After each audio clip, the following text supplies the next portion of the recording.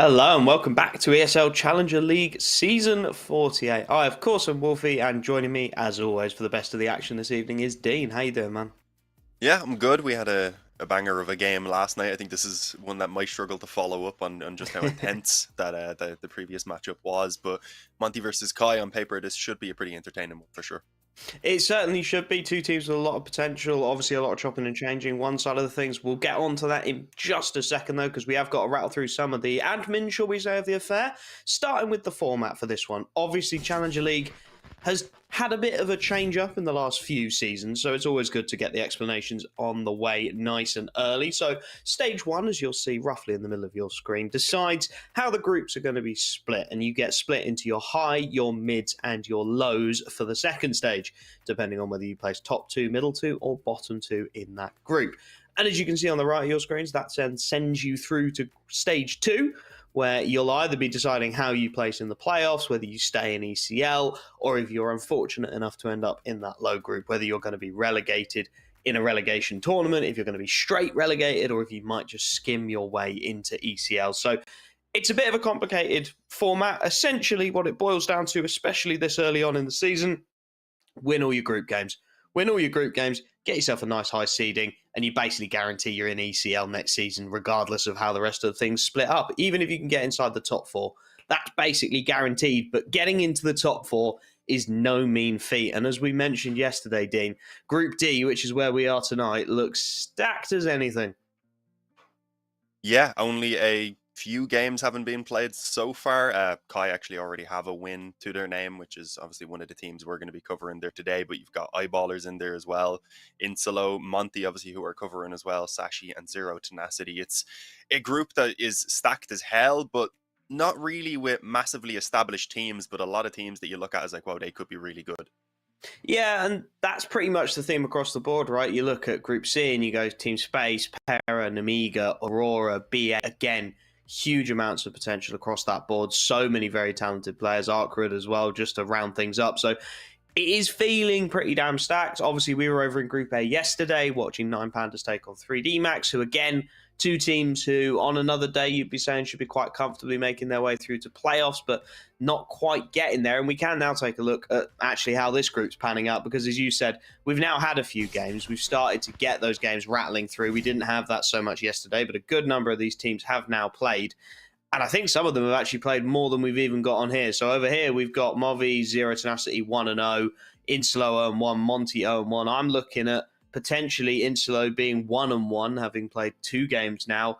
Eyeballers being 0-1, having lost their opener as well. So it's all up for grabs at the moment. Still very, very early on in the season, as we mentioned. Still plenty to play for all of these rosters. Obviously, everyone's shooting for the best of all worlds 5-0, but realistically, from what we've seen in previous seasons, going 2-3, 3-2 normally tends to be about the threshold for whether you're getting through in that middle group or you're falling down into the lowers. Yeah, it comes in down to the head-to-heads really then when you start getting towards that area as well. Yeah, I mean, I'm looking forward to this matchup. As you were saying, we have a team like Monte who are dealing with a lot of the changes, and obviously with that, they've not had a great start already, losing their opening match. But I feel like at any moment that lineup could kind of click, because they brought in a ton of firepower in Hades and Diha, two players who have been bouncing around at that kind of top Polish scene for a long time and have always been the standouts on whatever lineup they're on. Yeah, and we can take a look at the lineups as well, just to give a bit of a visual illustration to what we're talking about, right? But for Monte, it is chop and change to the extreme, right? You bring in essentially a completely new team, just completely off the rip. We've not really kept, other than DemQ, any serious parts of the old roster. Also a fundamental change in how they look, in terms of they've gone almost entirely Polish. But we have got to just take a quick check-in with the schedule before we get into the real nitty-gritty of it. See what's on that B stream. In case anybody happens to be interested in it, it is going to be Aurora Gaming up against B8. You know the drill. Change the URL at the top. But stick with us. Monte up against Movistar Koi is going to be far, far more interesting. Because as we were nattering on about before we had to go back and check the schedule, this is a very strong team on paper. Obviously, Diha struggled under the last of the Ents administration, didn't necessarily perform to his highest caliber, but we know what he's capable of. And Hades as well. I mean, considering he was the highest ranked player on that Ents team, to get dropped feels pretty savage, no? Yeah, I mean, kind of unexpected, but that was always happening even when he was playing in the Polish scene as well. He'd always end up being the player somehow getting removed. So I'm not sure what would be going on there, but maybe he himself wanted to try new opportunities initially. Obviously, Ents is where you hoped he would shine alongside his Polish brethren, but it didn't work out. And now I do think that this is a lineup with a lot of potential. You have Demke and Krasnal, who could also be incredible fraggers. You've got Sticko, who's been around for a long time now and has a ton of experience. I guess it just depends how they're going to mesh. As we said, we've only got, I think, one best of three to go off of so far, and they didn't manage to win that one. So Yeah, it's a tough place to be. And one of the things that's been talked about a little bit, but not as much as it perhaps should have, is the rumor going around is that Hades is going to be in-game leading for this roster. And he's done it in stints for other rosters, but never been trusted entirely to take the reins, as we can take a look at the matchup and look at some of those individual players. So it is a big change, right, for a player who is so statistically powerful to then drop into the in-game leading role. I mean, everyone was talking about it with Nico. It's very much the same argument here, no? yeah, I mean, it can take away a lot of your focus, of course, especially if you're an upper. Will it affect how aggressive he plays, or will he keep playing so aggressive so that he's obtaining info and using that to in-game lead? It really depends on the player and their mindset as well. So I think it's something that's really hard to kind of just to try and try and actually look at without knowing the individual player yourself. Mhm. So Yeah. it's a tough one. But yeah, as you were saying, we do have the lineups now popping up on our screen. The new Monte lineup there with Hades and Dehab both shown first. We've got Krasnal, Demke, and Sticko, of course, who've stuck around after, I believe it was Waro and Haji, of course, who were removed from the lineup. I Yeah, it mean, was. so Waro was firm removed. Haji was more of a stand-in that just didn't get picked up, right? So Yeah. slightly different circumstances, but yeah, it has been a hell of a lot of chopping and changing in this roster, like a lot of moving pieces, which always it leads itself to an entertaining series, to say the very least, because quite often you do just get a little bit of madness because players are trying to adjust to each other. And I mean, we've been talking about Monte a lot. Obviously, Movistar Koi, the reason we don't talk about them so much is because their rosters are so damn stable. Honestly, other than Alex going over to NIP, which was, again, not a decision they made. It was a decision NIP made and presumably came through money at them until they said yes. These boys have stuck together. They've stayed roughly the same lineup for an incredibly long time. Obviously, now you've got Stadodo coming in from For the Win and all of the Portuguese rosters before that to fill out the fifth slot. And they have gone a little more mixed with Adam S coming in and just coming in from Portugal as well. But it is still fundamentally, and it still very fundamentally feels like that same Iberian, I guess would be the best way to put it, roster, right? These Spanish, Portuguese players playing a very distinct team-oriented style of Counter-Strike, not the sort of big flashy individuals, but just do the pieces right. And if you play well as a five stack, more often than not, you'll find yourself winning at this level. And, well, it feels like that's exactly what they're looking for here. It's very similar to when we're covering a team like Saw as well. It's almost kind of the same principle where they're just such a solid team together. They don't necessarily have one player who always stands out, but there's a few players who can step up depending on the game and on the map as well, positions and all. So they're a very solid team in that regard, and I think that's going to be perfect really for beating this Monte lineup, who just haven't had the time together at all. If they start to hit a bit of a wall, if they start to get shut down, it'll be difficult for them to get back in unless they have Hades and Deha and such just absolutely pop off. Well, speaking of maps, speaking of positions, we do have the Veto to pour over, and it's an intriguing one, this, as we do get into it, because Movistar Koi, their usual first ban, shall we say, of Mirage, they've sort of been forced to go towards and start playing because Dust 2's come in the pool and they don't want to play it. So Dust 2 and Inferno have gone. Nuke, it feels like a really smart pick for Movistar Koi. It's a map they're very comfortable on. It's a map that really leans itself to that team play that we were establishing about earlier, and it's a map they win. 5-map win streak on the trot at the moment, whereas for Monte, 4 maps losing on the trot, 17% win rate out of 6. It's not pretty reading. They go for Vertigo, which, again, feels smart, I guess. You're looking for the individuals, you're looking for the firepower, but it's not a map they've had a whole lot of success on. Their only benefit is that this Koi roster just haven't played it. They've played it once in the last 3 months. They've not played a lot of anything in the last 3 months, to be honest with you. So maybe hoping to catch them a little off guard, a little rusty there. Second string bans, they are what they are. Koi ban out Mirage, which is a map that Monte used to like to pick towards a lot. Monte go for the Ancient ban, which you can twist it how you like. Clearly, they've seen something they're not a fan of when you look at the Movistar Koi side of things. And we end up on Anubis as a decider, which feels like a fairly even battleground to end this one. So honestly, without having more detail, without knowing the players and the teams and what they're looking at, I think honestly, it just feels like a handshake. This one, it's fairly evenly matched. Yeah, I mean, I was expecting it to go towards Nuke for Kai. I think the Vertigo was maybe a tiny surprise. I thought Monte might have maybe played it towards Mirage, just with it being a stronger map for themselves, but obviously we didn't end up in that direction. So yeah, I think Vertigo maybe could be a little bit up in the air. Kai obviously don't really play it, but again, this is after a player break now where they've had a bit of a chance to go over it and might have decided to add it to their pool. Yeah, I'm wondering if the Mirage is sort of a reflection of this new look Monte, right? Because when we talk about Mirage, we always say it's the map that any team can play. Everyone has pugged it since they were 6 years old, so you can just put together a Mirage. You don't really have to think about it too much. Any team at any caliber can realistically pull off an upset at some time. It's just a matter of, if you can get it done. So I do wonder if it's now looking at Monte and going, okay, we want to lean away from that sort of slightly more RNG map and lean into something that we want to make our own, something like Vertigo, which again, we talk about Vertigo as being one of those puggy, heavy maps, but it definitely plays into the strengths of the individuals. Plenty of room for Hades to get activated, plenty of room for some of those rifles, Demq, Krasnal, even Diha, right? There's spots for those rifles to get big plays out of them that perhaps you wouldn't see on Mirage. Yeah, definitely during those executes around the A bomb site and such, for sure, it gives the opportunities for those entry fraggers and such to really get the job done without having to kind of just go solo and probe around like you would see on maps like maybe D2 where you're just pushing areas, So yeah, Exactly, I do think it'll be interesting. I just thought when I was kind of game planning the Veto and how it might go down beforehand that maybe they'd want to just push themselves towards Mirage, but yeah, we'll I guess just have to see how that plays out. Anubis as the decider, though, I wasn't really sure where we were going to go as the decider. I was thinking maybe even Ancient would have slipped through, but it was actually Monte who banned it, despite Kai also not being very solid there. So I guess that's kind of, yeah, neither of us really like this map. Let's just go towards something else. Anubis, it's a little bit more enjoyable for both of us. So with that Veto, of course, now in mind, we do have our predictions coming up, and I believe we both favor towards Kai on this one. Yeah, I think you've got to, realistically, just because of roster stability, if nothing else. I feel like if you maybe have this matchup, 8 weeks, 3 months down the line, it's a very different affair, and you're looking at these individuals and they've gelled together a little bit more, and you're thinking, blimey, this Monte roster could really do some damage. But at the moment, Hades and Diha have been here, all of 2 weeks? Just not enough time to bed in, not enough time for a new in-game leader to establish himself. We've seen it with Nine Pandas and Xiaofi, right?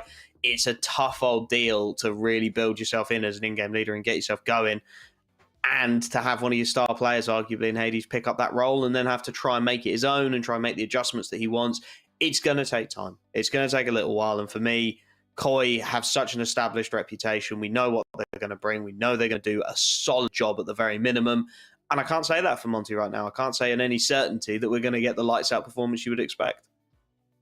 Yeah, and if I guess we really haven't touched on this either, but if it's true that Hades is going to be taking over the in-game leader role, I'm kind of looking forward to what we might see from Sticko. Is he going to be a very solid anchor? Are we going to see him just being very super consistent, a kill around? I think that's the sort of play we'd like to see from him coming out of this, because we know he's a super intelligent player. The thing is, just most of the time that brain power goes towards thinking about what the entire team is doing. So I'm going to keep an eye on him for sure. And we're going to be keeping an eye on Hades as our player to watch as well, because, I mean, if you're going to pick a player out of these 10 who you want to keep your eye on and who you want to watch, it's got to be Hades, hasn't it? Statistically, he's way up there.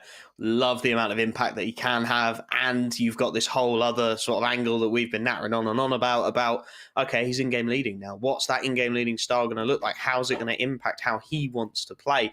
AWPing in-game leaders have really gone out of fashion in the last 6 months to a year. It's not been a popular way to play the game. I mean, you've only got to look at Cadian getting bounced around left, right, and centre to see that it's not the best way to look at things right now. So very intrigued to see what Hades can bring to the table. You've got to imagine he's going to put up the numbers stats-wise. It's just a question of, can he bring the other pieces up to that level? Can he get the likes of Krasnal, Demq, even Diha activated and firing, or is it going to be a one-man band and they're all sat there confused trying to work out what's going on while their in-game leader goes off and kills everything that moves? Well, I certainly hope that's not the case. I didn't actually get to catch their match versus Zero Tenacity, but honestly, that's a lineup I feel like they should be beaten even without a ton of practice together. So that it is kind of a slight worry for me that they did end up losing that best of three. I believe kind of heavily as well. No, it was a little bit closer than I thought. I think they went to a triple overtime there on a Vertigo, which could be interesting. We have a Vertigo obviously coming up here. So it's clearly a map that they've got a little bit of experience on with this lineup. Even if it was just that one game, they nearly got 2 matches out of it. Well, they're going to need all the experience they can get because Movistar Koi are one of those lineups who you just expect them to be in the playoffs for this season of ECL. You know, we've seen them make the jump up to Pro League under various organizational banners with various individuals. We know what they are capable of doing when it all clicks together and when it all starts to work. And you've got to imagine with this kind of lineup, they've chopped and changed a little bit. They've changed their coach. They've brought in a new assistant coach as well, I believe. So it's about seeing if they can maintain that consistency while some of the pieces have been moving around, and we have got to touch on, I mean, obviously it was a little while ago now, but the loss of Alex for this lineup going into arguably a very dysfunctional NIP was a savage blow, right? He really was the piece that tied the whole thing together and made it work so well. So to lose him, then you got to try on the replacements. Stododo is a fantastic player, but he's not an Alex. He's not a replacement one for that. So then you got to try and plug the gaps, work out how you're going to mesh this new lineup together, what you're going to do with it. So there is some questions around Koi, but at the same time, you know what you're getting. It feels to me very much like the Sprout of Spain. Let's put it that way.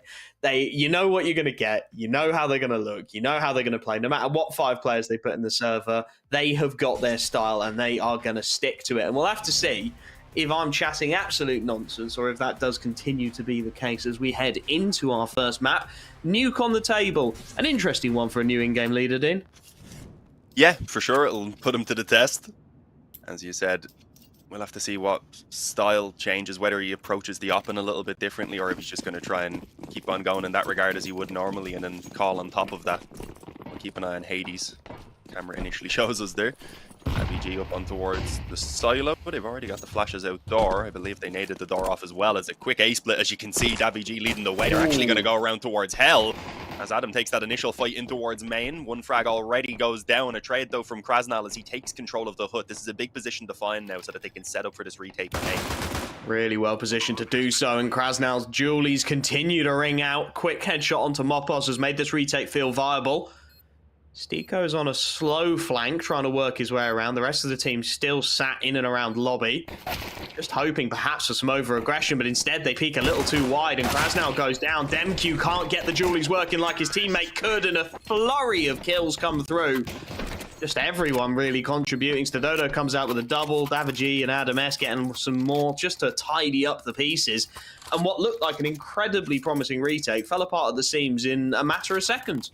Yeah, no, that initial kill from Krasnal, then even kicks it off with a frag before they're fully ready to push in for the retake as well. It looked ideal for them to go ahead and swarm it with the 2 players from the hut, and also I believe they were getting to heaven control, so it is a bit of a surprise there, but Stododo was the one who steps up and says, "Excuse me, what were you saying about me before this game begun? I'm not a good enough replacement for Alex," or not a 1-for-1 replacement, I think. He says, "I'm going to go ahead and prove you wrong." A little bit younger, I believe, as well, right? Oh, you've put me on the line there. You can go work that out. I'll talk about this for a bit. Pistols are out.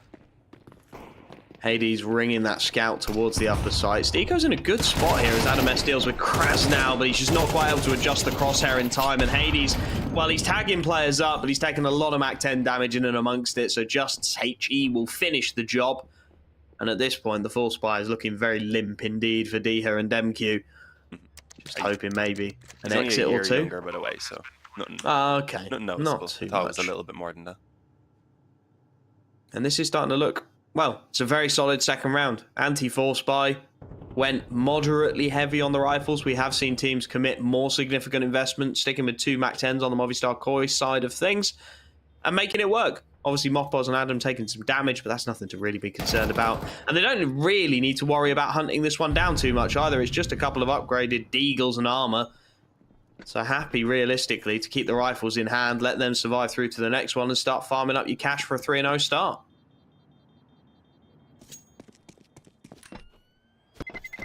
Definitely the plan. Stay on group at the back of ramp. Diha nearly goes down to the bomb, even though he was fairly far away. The bomb really is something else. But it's only what's kept over there that they'll have to work here now to try and do a little bit of damage.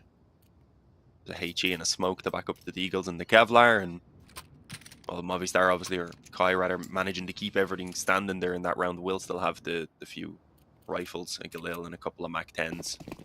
on top of the economy they've built up. So even if they lose 2 or 3 players here, it won't really be too big of a deal. They probably wouldn't mind in regards to the Mac 10s and the Galil, especially if they can build up some economy on those SMGs first. So they are just going to go barreling forward. Just takes control of ramp. They notice there's no one here. It is a full A stack as we can see there from the X-rays on the radar. And that leaves B just open for the taking. And I'd imagine Monte would like to maybe just pile up around the stairs, somewhere around Secret perhaps, and maybe get an exit or two as they leave this bomb site. That's the best they can hope for, realistically, and hopefully not die to the Mac 10 as well, because there's plenty of unarmored players running around who, for someone like Justin Mopos, would be feeding frenzy. Going to be a 3-0 start, though, for Movistar Koi. Of course, we talked about it. This is their map pick. It's a map they're very well versed in the art of as well, so expecting to see some magic from them as Adam and Mopos start to clear up the pieces.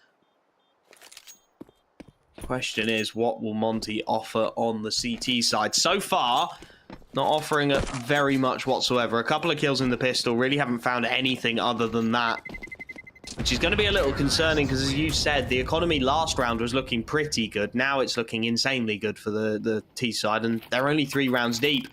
2 buys in the back pocket if you're not going to talk about AWPs.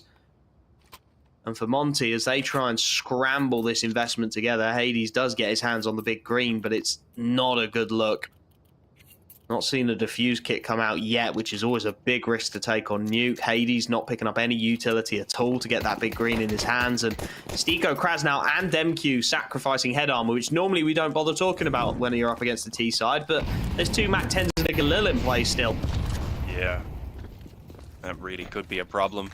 I mean, normally you'd be a little bit worried if the T-side are coming into this initial round with so many weaker weapons, haven't taken absolutely no damage. You'd be like, okay, yeah, it's basically a bonus. They'll probably just go for something a little bit crazy.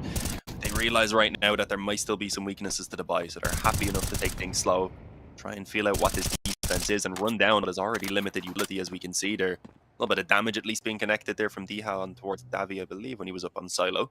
He's dropped down now, joined up with his teammates, and start working towards the secret control where that op is positioned. They're going to need at the very least a trade out of this, but Hades has so many corners to work with. He's going to keep on falling back, maybe staying a little bit too aggressive though as he takes this fight. Should be overwhelmed if they had to just push the issue. I guess unsure if he had backup or not, and yeah, he decides to go forward. That's just unnecessary. They were thinking, okay, if he's so aggressive right here, he must have someone else waiting on the steps. And that was working in his favor, but then he just gets too hungry, goes forward, and at this point now, it's just handed the op over to the low health player as well, who might get a bit more use out of that than he would have the Galil. Yeah, savage. Krasnal tucked on the upper site as the bomb just lurking around top of secret at the moment. They're trying to work out where they want to take this one with 30 seconds left on the clock.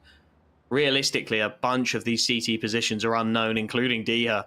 Tucked at the back of garage. It's always such a nasty clear to try and go for. Missed shot from the T side. Just is able to trade 1-for-1, and now that upper site is going to be the target, but there's presence here. Krasnal, fantastic position, traded 1-for-1. 15 seconds on the clock. They got to recover bomb before they can get it down, and Demq out the vent isn't going to allow that whatsoever.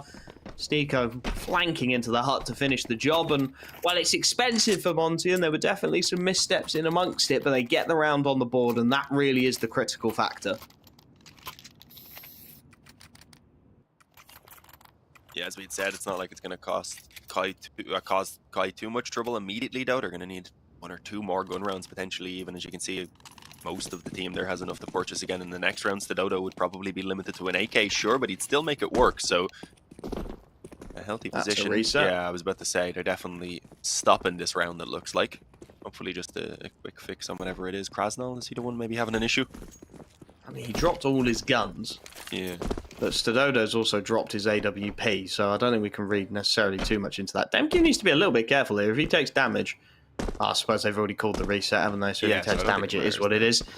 Unless it's like a built-in server feature that wouldn't let them, but I doubt that.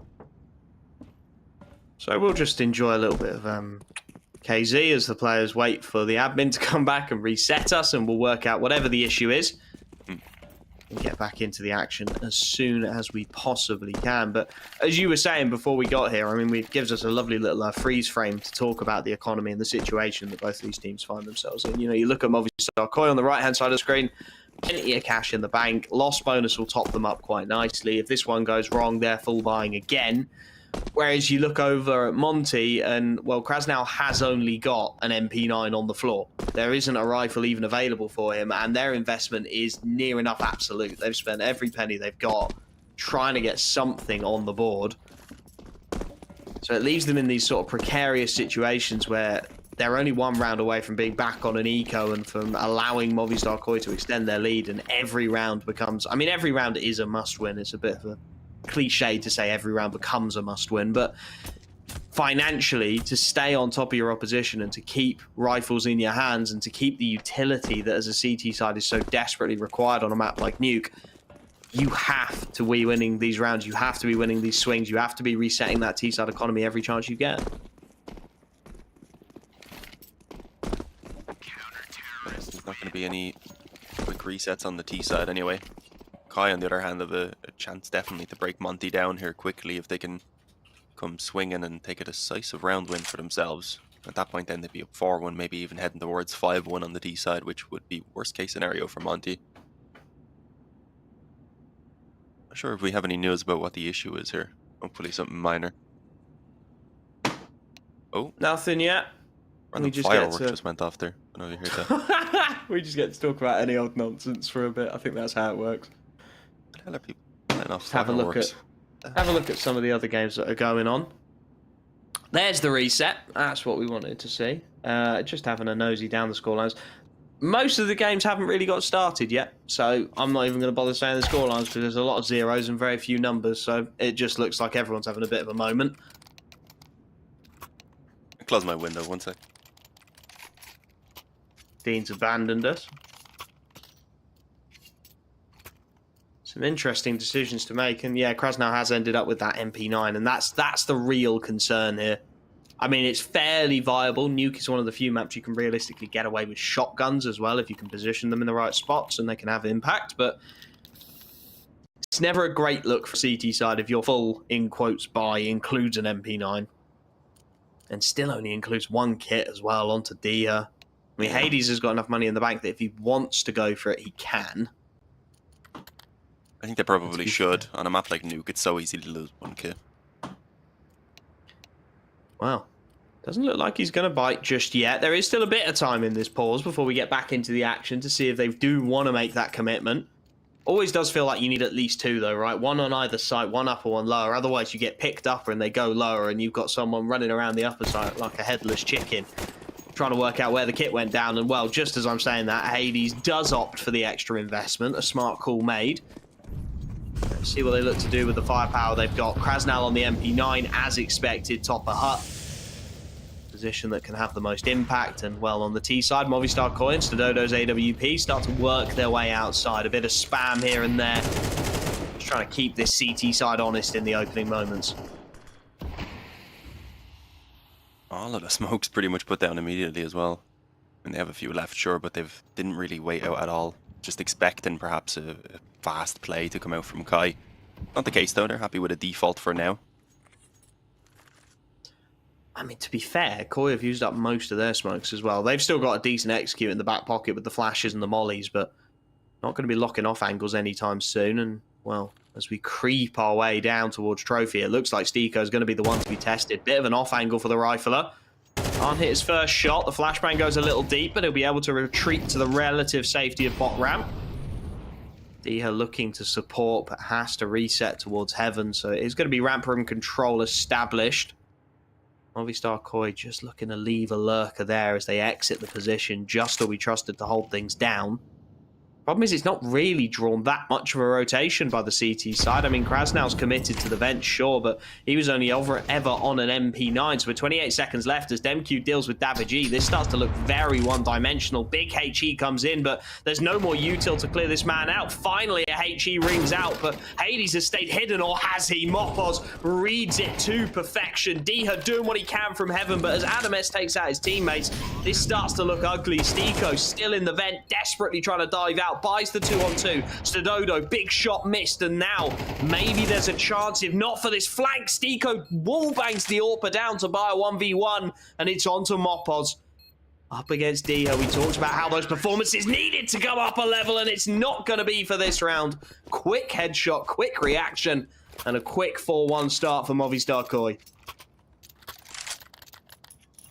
Close round for sure, but that doesn't really matter right here. Kai just about edged that one out. They can rebuy everything they need for this round here, and they know there's going to be a lot of weaknesses to Monte's buy if they somehow can pull one out. And we can see that they can't even really make that happen. Maybe a couple of pistols being upgraded. They do have 2,900 loss bonus at least coming in the next, so they can afford to spend a small bit, but not much. So most likely we're looking at a Movistar Kai 5-1 lead, and well, that has Monte worrying for sure. That's why they're having a little bit of a pause right now to have a chat again, see whether they want to put much into this round, and most likely most of their focus either way being about talking about how they can actually approach this following round once they have the actual weapons. Although now they're going to go for a Hades at the very least, pulls out a FAMAS. I was thinking maybe it was a hero FAMAS for a moment, but that wouldn't make sense for the Opera to go for, so yeah, they are fully buying. I'm going to go on record as saying I'm not a fan of this one. 2,900 loss bonus coming in. That could have been a good buy next round, but clearly feeling the pressure a little bit on the Monte side of things. Aware that they need to have some impact, so they're going to go heavy into this one. 3 FAMAS, 2 MP9s, a handful of utility, no kits again. Won't be looking to retake with this kind of firepower, though. They're going to look surely to take the fight to this T side, although Adam is doing exactly the opposite, charging his way towards Secret.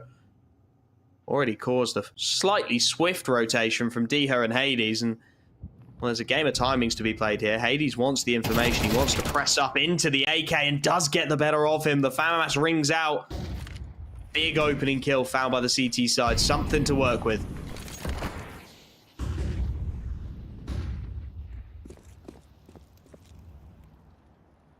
Outside control is the target. Counter aggression in through ramp room as well. That MP9 up close. Can't quite find the trade. Mopos deals well with Krasnal and just gets himself into cover. Stiko is watching for this. He's on the angle. It's a little bit laboured, but Stadodo's dealt with Diha in the meanwhile. And Monte are just losing numbers here, slowly but surely. Not able to hold on to their lives long enough, and well, Stiko does get one back onto David. There is timings all over the shop here as Mopos deals with Demq. Hades is going to continue his push up through Trophy, and well, he'll have a fast backstab onto this A site, and with Stiko still here, this starts to get very sketchy. Hades is actually going to clear his way all the way into Hut, which won't be an expected position. 3 T-side players are taking this so slowly. Mopos, surely he's a dead man walking at this point, just as dealt with Hades' teammate. Oh, and Hades can't just onto Mopos, who's having a bit of a pop-off so far. 8-2, his team 5-1. Movistar Koi are flying on their map pick. Yeah, I do expect Vertigo definitely to be a bit more of a challenge coming up next. It's not a map they play a ton of. I think they have 1 game on recent record, and that was actually against Ents, and they lost that in, I think it was a quadruple overtime. So it was one that they can definitely put in some decent showings on. The question is how much have they been working on it over the break, especially now with the addition of Dust 2 being a map that they don't really seem to want to play. They might want to try and start adding maps elsewhere, of course. And now though the full focus is still on Nuke, where things are going much better. As you said, Monte are struggling once again with only pistols in play. They could have went for this buy in the previous round, and now been working with the ops and the rifles instead. And not expecting too much to be found, and well, that looks to be the case so far. A little bit of a dink onto Adam, but already 2 kills in favor of Kai towards outside. Oh, okay. Decent shot. Hades showing up. Immediately traded, however. Yeah, this round realistically is about that, right? It's moments of individual magic. Hoping to get a pick here and there. Keep that T-side economy a little more honest than you have in some of the previous rounds. Cheeky little boost up for Demq. And they are just going to trust this upper site. Hope that, beyond all hope, that Movistar Koi look to end there. I mean, they've got plenty of time on the clock. A minute still left to clear out some of these angles. So no need to be rushing into anything. And they're taking every second. You can understand it. 5-7 up close and personal in Krasnal's hands can do a lot of work, and Demq, well, he's a very solid rifler. He can do a lot of damage with a deagle, so just take your time, clear your angles, wait and see if there's any aggression to be forthcoming. Nothing given up yet.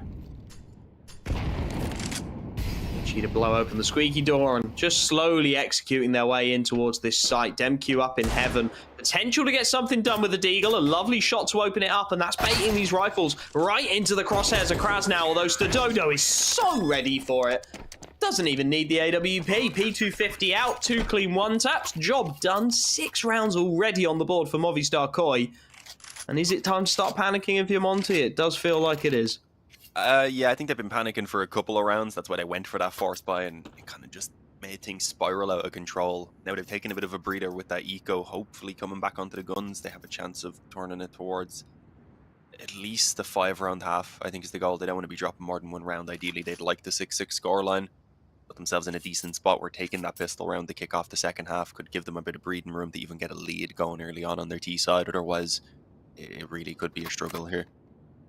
We're facing yet another technical timeout, I believe, unfortunately. We're cursed, Dane. It was oh, a no, quick we're one. back. There we go. We were cursed for the technical timeout, but I take everything back. We're no longer cursed. Thank you very much. it's going to count down to 1 and start again. I mean, I think Monte will be hoping it does. Longer the pause, the less likely they are to lose the next round, right? Up in the hands Or of maybe Hades. just delay it. Delay the inevitable. It does feel that way at the moment, but we need a mental reset from this Monte roster. Something to get them laughing, something to get them feeling positive. That is not it. Davigi flying out onto the upper site. Getting himself half an angle around the smokes. Takes a lot of damage, but gets the kill regardless. And now Diha, locked out by a smoke, is just spamming away. Krasnal has taken so much damage inside of the site. The HE will finish him off. The heaven rotation from Hades is so laboured. And honestly, at this point, I don't think the CT side want anything to do with it. Diha's back of outside. Hades is almost in his own spawn already. And Stiko, yeah, backing away as well. They know that this situation, they're never going to get that A-site retake rolling. They've not even got a kit. And they can't afford, realistically, to be throwing away an AWP and 2 rifles at this point in the game. 7-1 down. Movistar Koi clearly feeling confident. Adam, he's not going to clear his back corner, so we will go down to Diha. There's definitely more fights to be taken, though, and it's just looking so crispy from Movistar Koi again. Clean headshot from Just. Hades will be given a second chance at life, despite going down low, and I mean, if you're Movistar Koi, you've got the money here. The hunt is fully on, and that is exactly what they're going for. Just spamming away at the smokes. Molotov to try and clear the angle. Hades does well, but he's traded down, and Stiko, well, you've got to try and stay alive, bud. End of time. You've got to try and hold on to this. Dododo is even throwing the AWP at it, and the P250 comes out supreme, so they take everything off of Monte. Utter disrespect from Movistar Koi. Yeah, I mean, it's not like he couldn't afford. He had like 12k there as the round ended, so even if he did die, it was like, yeah, whatever, it didn't work out. He would have been buying himself another up. Instead, it works perfectly. He pistols that final player, ensures there's not a single rifle in play here. Maybe you could see a hero rifle being pulled out, but I mean, they're most likely just looking at, again, pistols and some body armor, a little bit of utility to back that up. And they realize how desperate the situation is getting. They've called in their second tactical timeout. Feels like there's been more. They've had more time to chat, definitely, during some of those technicals earlier on, but even with that, they realize how important it is to go ahead and call in that tactical and just try and change something. Not even sure what they should be doing right now. Whenever they've tried to change up the pace themselves, Kai have had a similar change in pace and have managed to somehow punish them. It just feels like they have the perfect reads at the moment. And they're just buying for the sake of buying now as well. I mean, it's always tough when you make that call to save so early on and you still get all your rifles stripped away from you, but this buy just does not feel viable. 3 MP9, Stiko takes the M4A1, Hades drops down to a Deagle doing his in-game leaderly duties, but so limited on the util. No defuse kits, and let's face it, they're going to need to be retaking. They've not been able to hold on to a site. Movistar smelling a bit of a rat again, playing slowly in the opening engagements. Outside smokes allow Adames to work his way up. Start to clear out their corners as now it looks like they want to barrel into this A site. And there is some firepower here and available, but it matters not if it's just going to be ripped away by Mopos and Davigi. And I mean, almost all of the buy is gone in an instant. Stiko, it's a fight in vain as he at least manages a kill before he goes down. For Diha, exit. Grab a kill, save a rifle would be fantastic, but the fact they're going to be 8-1 down, and that's what we're talking about, the potential for them in this round, is just a bit savage. Movistar haven't let their foot off the gas at the moment, and you do start to worry that if they can't get a bit of momentum back, this carries into Vertigo. You know, these kind of performances aren't quickly forgotten. No, not at all. I mean, I was going to say if we were to see a scoreline like this on either of the maps, I was probably expecting it to happen the other way around and on Vertigo. I know Nuke isn't a great map for Monte, but I just wasn't expecting them to be quite this flat. I thought with the new firepower that was added in, they'd be scrappy at the very least, trading a few rounds back and forth, which isn't really a recipe necessarily for success on Nuke, but it does avoid scorelines this one-sided usually. Of course, there is still a few opportunities. We can't write them off just yet. They're only 8-1 down. There's an 8-4 half pistol conversion. You can start to see a world where they do regain a little bit of control over the situation. The problem they've made for themselves is that the buys are going to keep on coming no matter what from Movistar Koi. Good economy across the board. Stodode absolutely flying. So they will just keep on buying and keep piling the pressure on, even if Monte can find a way to break them open. As Adam, well, he continues to wreak havoc on outside. D has opted to play much more passively on this occasion, set himself deep into the right-hand corner. Adam's seen him here before, so he should have a decent idea what's coming, and oh my goodness, D had the drop, had the kill on a silver platter, and just dropped it clean on the floor. Huge misstep, and those are the kind of kills that just gut you when you're down this bad. The freebies that you can't quite convert. The man advantage now lying with Movistar Koi. And essentially free reign of outside with it. Question is, where do they want to take this one now? They're working their way down towards Secret. Leaving Davigi as a bit of a lurk. Mopos working his way out. A squeaky door gets Demq. Just to keep them honest on this upper site. And I mean, Stiko's got no idea Davigi is close. He does very well to adjust the crosshairs to get anything at all. Mopos continuing to cause havoc on upper. Finally goes down, and it isn't even 3-on-3, but just able to take out Hades. He had to watch 17 angles at once on that lower site. It was never going to be a recipe for success. And at this point, 2-on-3, no kit, limited util. The financial problems come back to bite Monte again. You know, 3-on-3 with a diffuse kit, maybe you look to give this one a go, but a couple of critical kills go against them and the finances just don't stack up. Save yet again.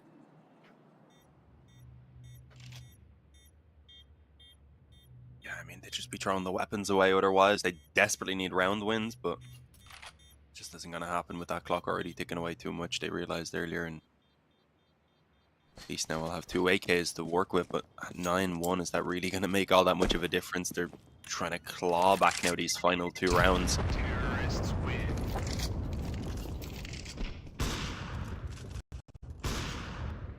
Not loving their chances here. Even if they do get the final 2 rounds, if they lose the pistol, things are basically done at that point either way. Absolutely no breathing room if they want this comeback to happen. Timeout 3-3 taken at the very least. A little bit of a mental reset. I mean, we talked about it. We said that's the sort of thing they're going to need. Just to get this out of their heads, quite frankly. I mean, we're running out of things to say about how badly it's going. It really doesn't necessarily feel like Movistar have done anything special either. It's been fairly default hits. They've just been taking heads off. And Monte just haven't really had an answer to it yet. I'd love to see something a bit more proactive, maybe an outside pressure. Haven't really seen a lobby crunch either. We've seen a couple of delayed ideas around it, but never a really solid attempt at it. I'd love to see them try and put a bit of pressure back onto Movistar Koi, because the problem at the moment is they're playing passive. Movistar Koi are happy to wait it out because they know that they can late round execute into a site and win it, because they've won it 9 times at this point. So really feels like we need to change the picture a little bit if we're Monte, try and just flip the script, come what may. But it's a very similar setup again from the CT side. Diha this time working his way down towards Secret. But other than that, pretty standard. And, well, Movi are doing what Movi do, just grouped up, wait out any opening aggressions, and then start to barrel your way into a player. And that's going to be Stiko. On the ramp, he's got a good angle here. Can't land the first shot, has to retreat away. So again, it's that ramp room control. We've seen this playbook before from Movistar Koi. Question is, will the reaction be any different from Monte?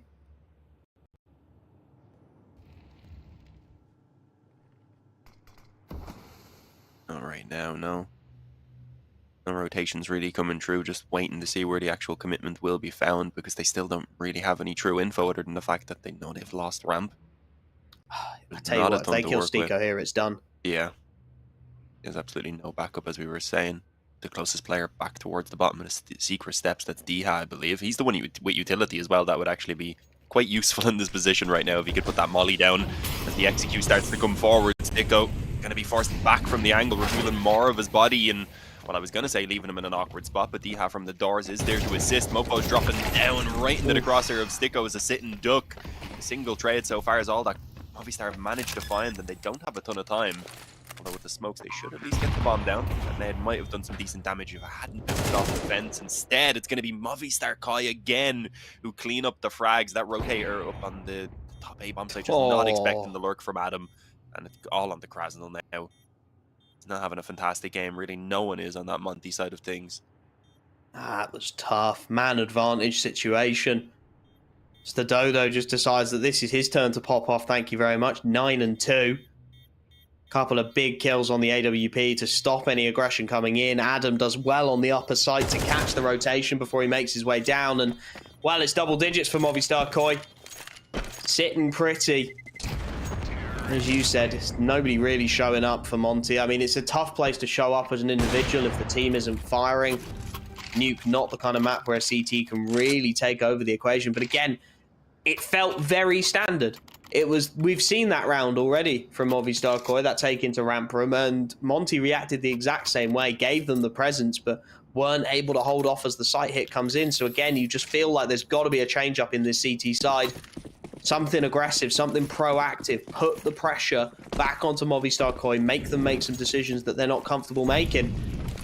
And to see if that is the case in this one, or if we're going to see much of the same. And, well, from Monte, it is a bit more presence towards outside. It is a little bit of a look-in for Hades. Demq to back him up on the FAMAS. Hasn't had his favourite AWP, Hades, as much as he would have liked, but at least they are trying to pile on a little bit of pressure. They are trying to take some map control away. Adam has had his own way outside pretty much this whole half. For the first time, he's being asked some questions.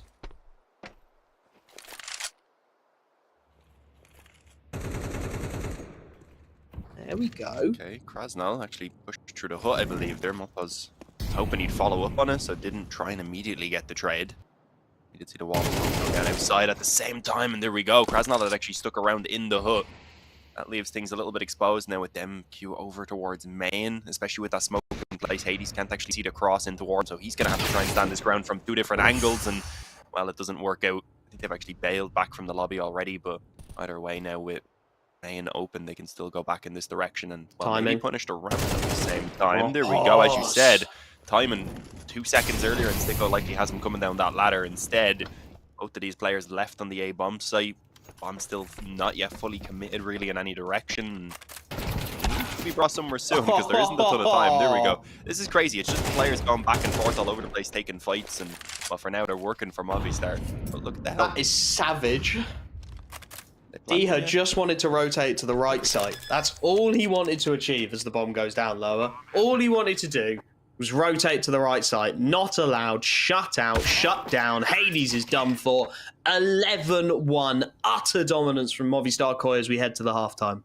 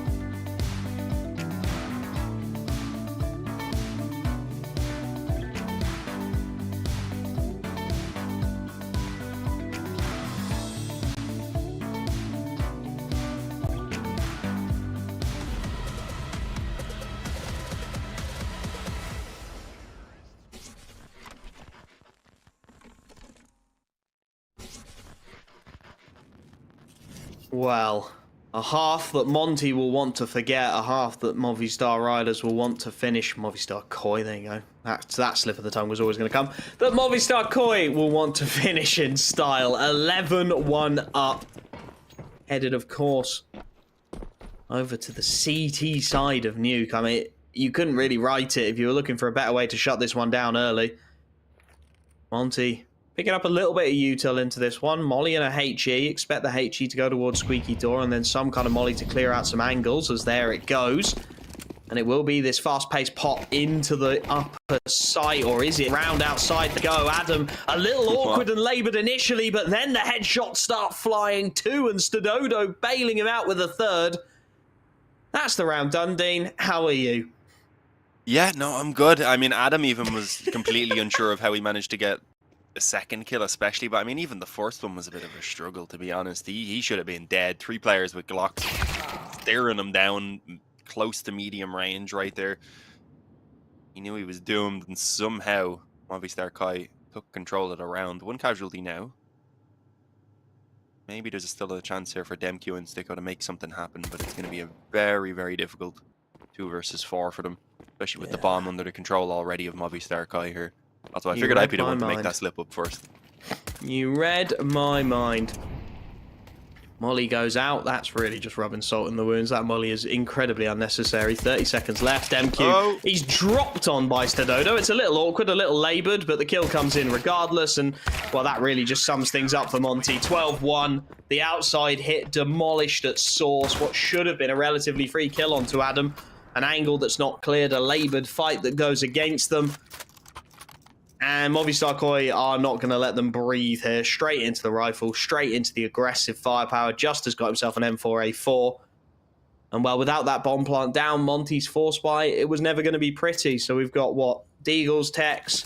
Hades is going to go for the scout to see if he can have some impact. We saw a little bit of magic from it on the CT side. Some good tags for damage, but never quite converting. Krasnow has himself a Mac 10 to try and maybe convert on some of that scout damage. Let's see what they can do. The Eagles go for a wander towards outside early, not spotting too much of anything, though. As again, Movistar confident in their setup, I think it's safe to say. Happy just to sit in it, especially hearing those Deagle shots ringing out, knowing the situation. They know this has to be a horse buy for Monte, and they know it's not going to be pretty. Keep the ranged engagements, keep your fights on your terms, and, well, very likely this round is as good as done. Yeah, that's what I was going to say. Monte are clearly hoping that Movistar Kai are going to be overconfident and are going to get aggressive somewhere, because they were just split out holding on that standard default as many close positions as they could, waiting for someone to just walk into their crosshairs. And Movistar Kai, despite being up 12-1, are thinking, yeah, we really don't need to press the issue right now. Come to us, bro. And come to them they will. Working their way through Garage now. Deha and Stika, they've taken a little bit of outside control. Stiko top secret. Deha working his way out of Garage, which does sometimes tend to be a position that's overlooked. But as you said, 40 seconds left on the clock. The util's gone. They've not been given a single pick to even get them into one of these sites, and they know that they're just going to be holding angles here, although Stiko does well, gets one, needed that, as Demq able to trade his death efficiently in the upper site. Well, it's completely abandoned. The CT's read this one wrong. Oh, Stododo playing with fire, walking knife out, lucky to be alive. Knows there's a low HP bar lying around somewhere here, but he just can't quite find it. Deha evading the crosshairs for now. Will surely go down on this. There it is. 3-on-3 for the retake. Hades still on that scout, looking to be the man to make the miracle happen. Stododo, well, he's less convinced. He's wandering around Spawn looking for a lineup. Here it comes. Flashbang to go through. Hades working through outside. The timing on this is going to be everything. They're out onto the site. Demq can't get anything. Just finds one, but it's Krasnow to quickly trade, and just low HP inside of the site will go down. Monte find their redemption, or at least the very beginnings of it. A second round on the board and an opportunity to show us what they're made of. Yeah, it had been pretty smooth sailing so far, so I guess Movistar Kai were a little bit rusty on the teamwork, because that flash in towards heaven didn't go quite as planned, unfortunately.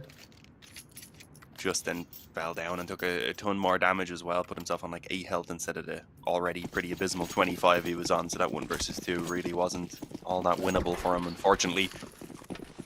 But It's 12-2 still, so I don't think they're going to be incredibly worried. They have gone in for the force buy here, which, I mean, fair enough. Otherwise, they would have been pretty much looking at the double eco either way. So they're going to give it a go, see if they can steal this away. If not, they're going to eco Monte a couple of rounds, and Movistar Kai could most likely just focus on the gun round coming out as strong as possible.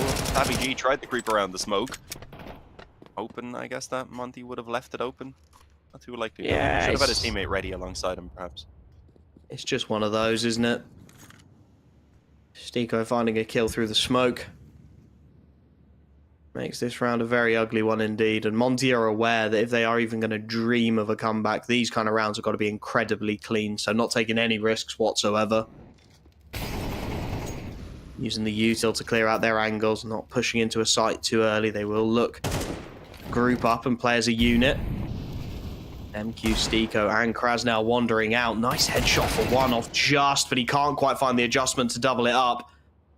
And at this point, T-side swarming over the site. 5-7, not where it wanted to be inside of heaven. Could have done with Adam's Deagle, which instead is nestled back site. They've not cleared him out yet. There's a couple of timings in play, and Demq's going to get the better of them. Third on the board. Just the one casualty. Not a bad end result for Monte whatsoever.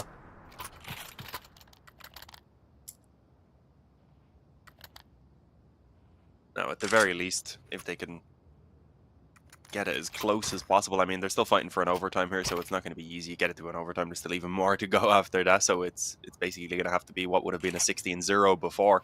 But if they can just build up a few gun rounds, start to look a little bit more confident in their own ability, then at the very least they're heading onto a map where they are much stronger next on Vertigo. So we still have to keep that in mind. Yeah, a map that Movi have only played once in the last 3 months, although their stats are a bit deceptive. They've not really been playing much at all recently. Yeah, and I think I was saying that one game against Ents, correct? It went like 3 or 4 overtimes, so it wasn't an easy game, and they only just about did manage to lose it out in the end. Here comes the lobby crunch, straight through the hut. 3 players charge in, 2 get taken down before Adam can find the headshot, and MQ, he wants a piece of the action, calls his teammate in for assistance, and well, Daviji manages to kill his teammate and get bombed down, which always makes these things a little bit sketchy. Hades on 3 HP, dives on in to make sure that bomb is recovered. Daviji causing a nuisance of himself. As he dives down this vent, though, it should be a free kill and a free round at that point. Diha lies in wait. I think realistically, yeah, it's a smart call here. It feels a little rough because you're 12-3 up. You sort of feel like, why can't I give this a go? But there's rifles on the ground for Stododo to try and recover. Daviji can save himself an AK as well. That'll make this next buy very, very strong as well. Try and get it done early. 13-4. As you said, carry that momentum into what has been a not particularly frequently played Vertigo. As you said, it still ran very, very close against Ents. Let's have a look and see which Ents that was. It's the new one. Yeah, I was going to say with the new Polish lads. So, a good roster to be taking that close. So, certainly looking competent on it, if nothing else. We'll have to see if that trend continues post the player break, as Monte just saving a little bit of face here. 4th round chalked up. I think they're going to have to get about 3 or 4 more before we really start considering this a comeback. I was wondering there if Hades was going to die to the bomb. He was pretty low. Were they trying to body block him, hoping that their bodies would absorb the damage a little bit when they had him in the corner? I'm not sure exactly what the plan was there, but yeah. It's just the hazards of Nuke, unfortunately. You might not always make it away. Well, here we go. The buy is out. Full rifles. No AWP for Movistar Koi. Still can't afford that, so silver lining perhaps for the T-side of Monte, as Hades will get his in his hands. Where does he look to take it is the question. Looks like early he wants to get up on top of Silo and again try and rain some terror on outside. Nothing really coming through. That's a nice fight for Krasnal though. Takes out the ramp defender in Daviji. You can see the adjustment already a little laboured. Adam trying to get himself into a bit of a cheeky position here. Normally one that's mollied off, but I think he's hoping because he's so swift, he won't be hard cleared. And indeed, Krasnal comes around that angle a little bit too swiftly. Demq in a good position to trade and will do so. And at this point, this round should be job done. Hades finally gets his lurk kill on the AWP. Mopos and Stododo look to save. And I mean, this is starting to get a little bit of legitimacy now, Dean. It kind of feels like Movi just struggling a little in the 1v1s that they were winning every single time in the first half. Yeah, I was thinking that as well. Some awkward sprays, the initial challenge on ramp. They're willing to take these 1v1s because they had gone so well all game, but as Monte wake up, that becomes a much riskier approach for sure. General though, on the CT side, Nuke, if you're trying to get aggressive in certain areas, you're going to have to leave somewhere weak, and Monte, they made the correct read in this round to send that player up through the ramp smoke and caught it with a good timing as well. Again though, a couple of weapons being saved. That does keep happening for the CT side, so they can keep on buying and bringing out pretty decent investments, so the pressure remains on for Monte. It's not really going to lift at any point, at least anytime soon.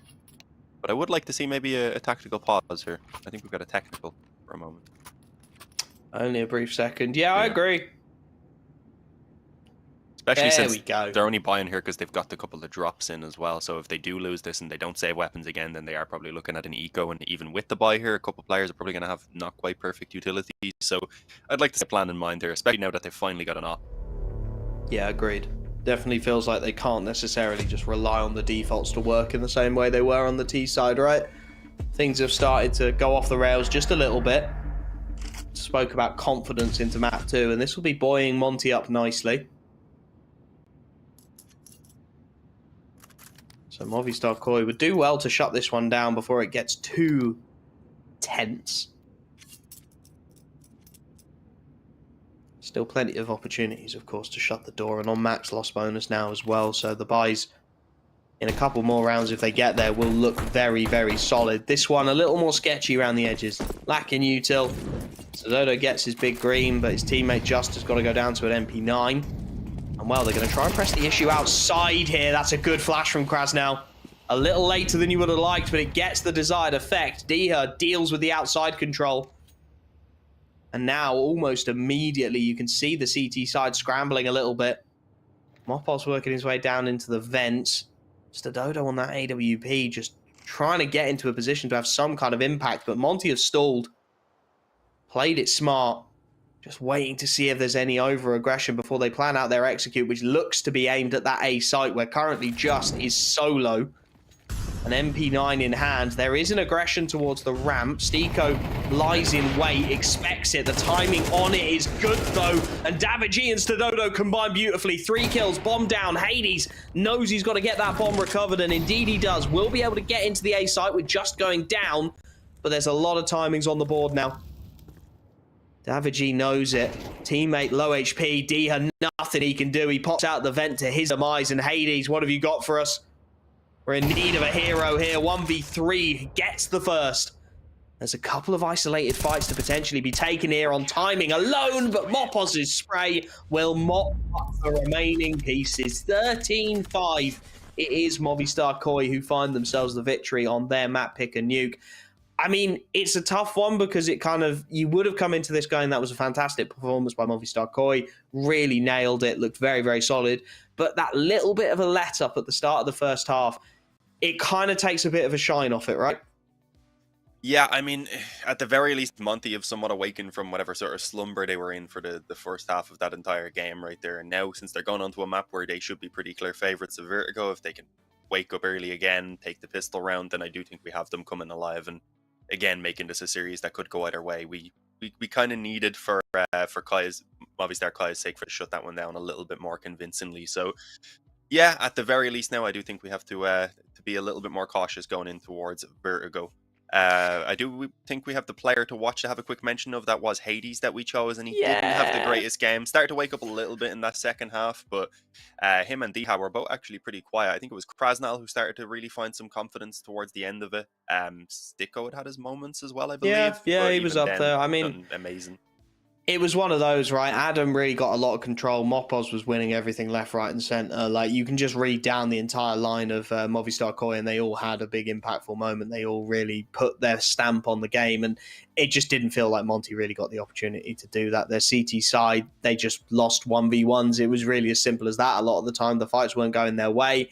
And then when you're going down 11-1, look, you're not going to get a lot of opportunity to show what you've got on the T side. You're not going to get a lot of chances to, try something a little inventive. If it goes wrong, oh, well, we've got a buffer of rounds. No, you haven't. You really need to be winning every single one. So it slips away once. A nice timed play from Stadodo and Davigi pushing in through B, through Trophy, into the hut. That works out really nicely for them. They get a few kills. That's the round good and done. So, I mean, it's one of those, I've lost the shine for Movistar Koi because they didn't shut it down cleanly. I don't want to hype up Monte too much because they didn't really get anything done whatsoever. But it's Vertigo up next. It's not a map that Movistar Koi play a lot of. It's a map that Monte's individual should be able to fire off on, and it's a map that we will be headed to just after the break.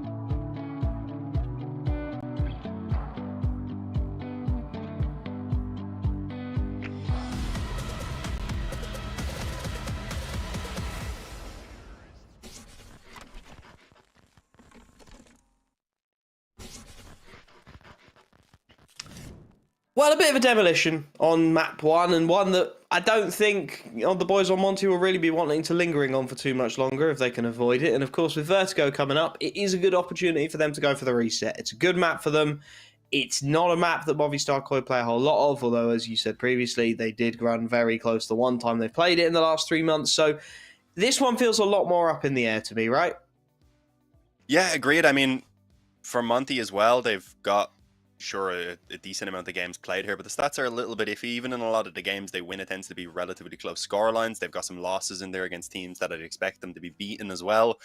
Most recently, only 2 days ago, they actually lost to Zero Tenacity in I believe, triple overtime. So clearly it's one sure they like to play, but it's not perfection by any means. So even if Movistar Kai aren't amazing here, if they did put in a little bit of time over the player break, then I think this is still definitely a map that they could take, especially with the memory of that first map with Nuke right in their minds right now for Monte. So I guess it really depends how quickly Monte can reset, whether Hades and D have a better game, because I think they were both very flat on Nuke, and they're two of the players we look towards the frag to be the difference makers, because it seemed like not only were they being outplayed in terms of the kind of team chemistry as we had initially expected, but also the firepower. None of the 1v1s were being won out until basically the last 3 or 4 rounds, where they finally started to come alive a tiny bit.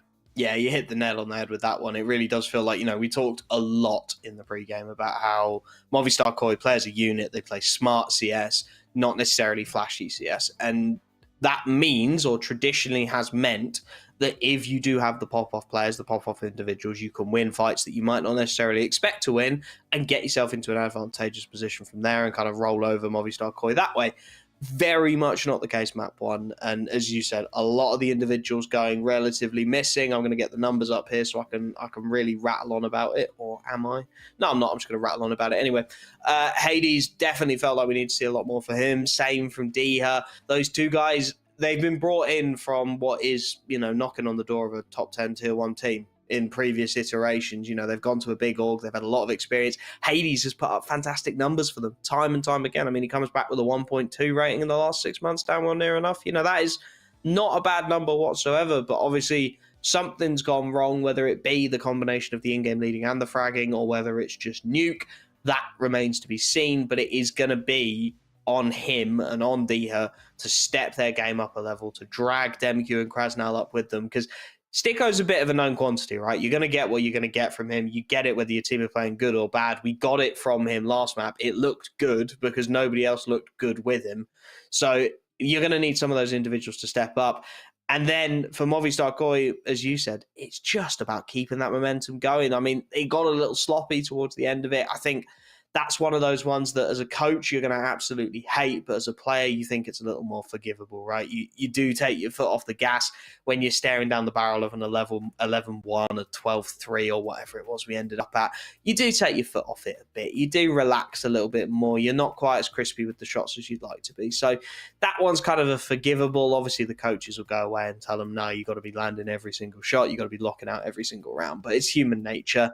It's never quite going to go that way. So it'll be interesting to see, and I think it is probably going to define this second map whether Koi and specifically rather the likes of Adams, Stododo, I mean Mopos dropped some mad numbers as well. If they can continue to have the kind of impact that they were having, I think Monte are in for a very, very long afternoon. But if we can see the likes of Diha, Hades, and I'll throw Demq's name in there as well, he's a very solid individual. If we can see them step up to the plate on a map that requires a little less thinking and a little more fragging, maybe we still got a series on our hands here. Who knows?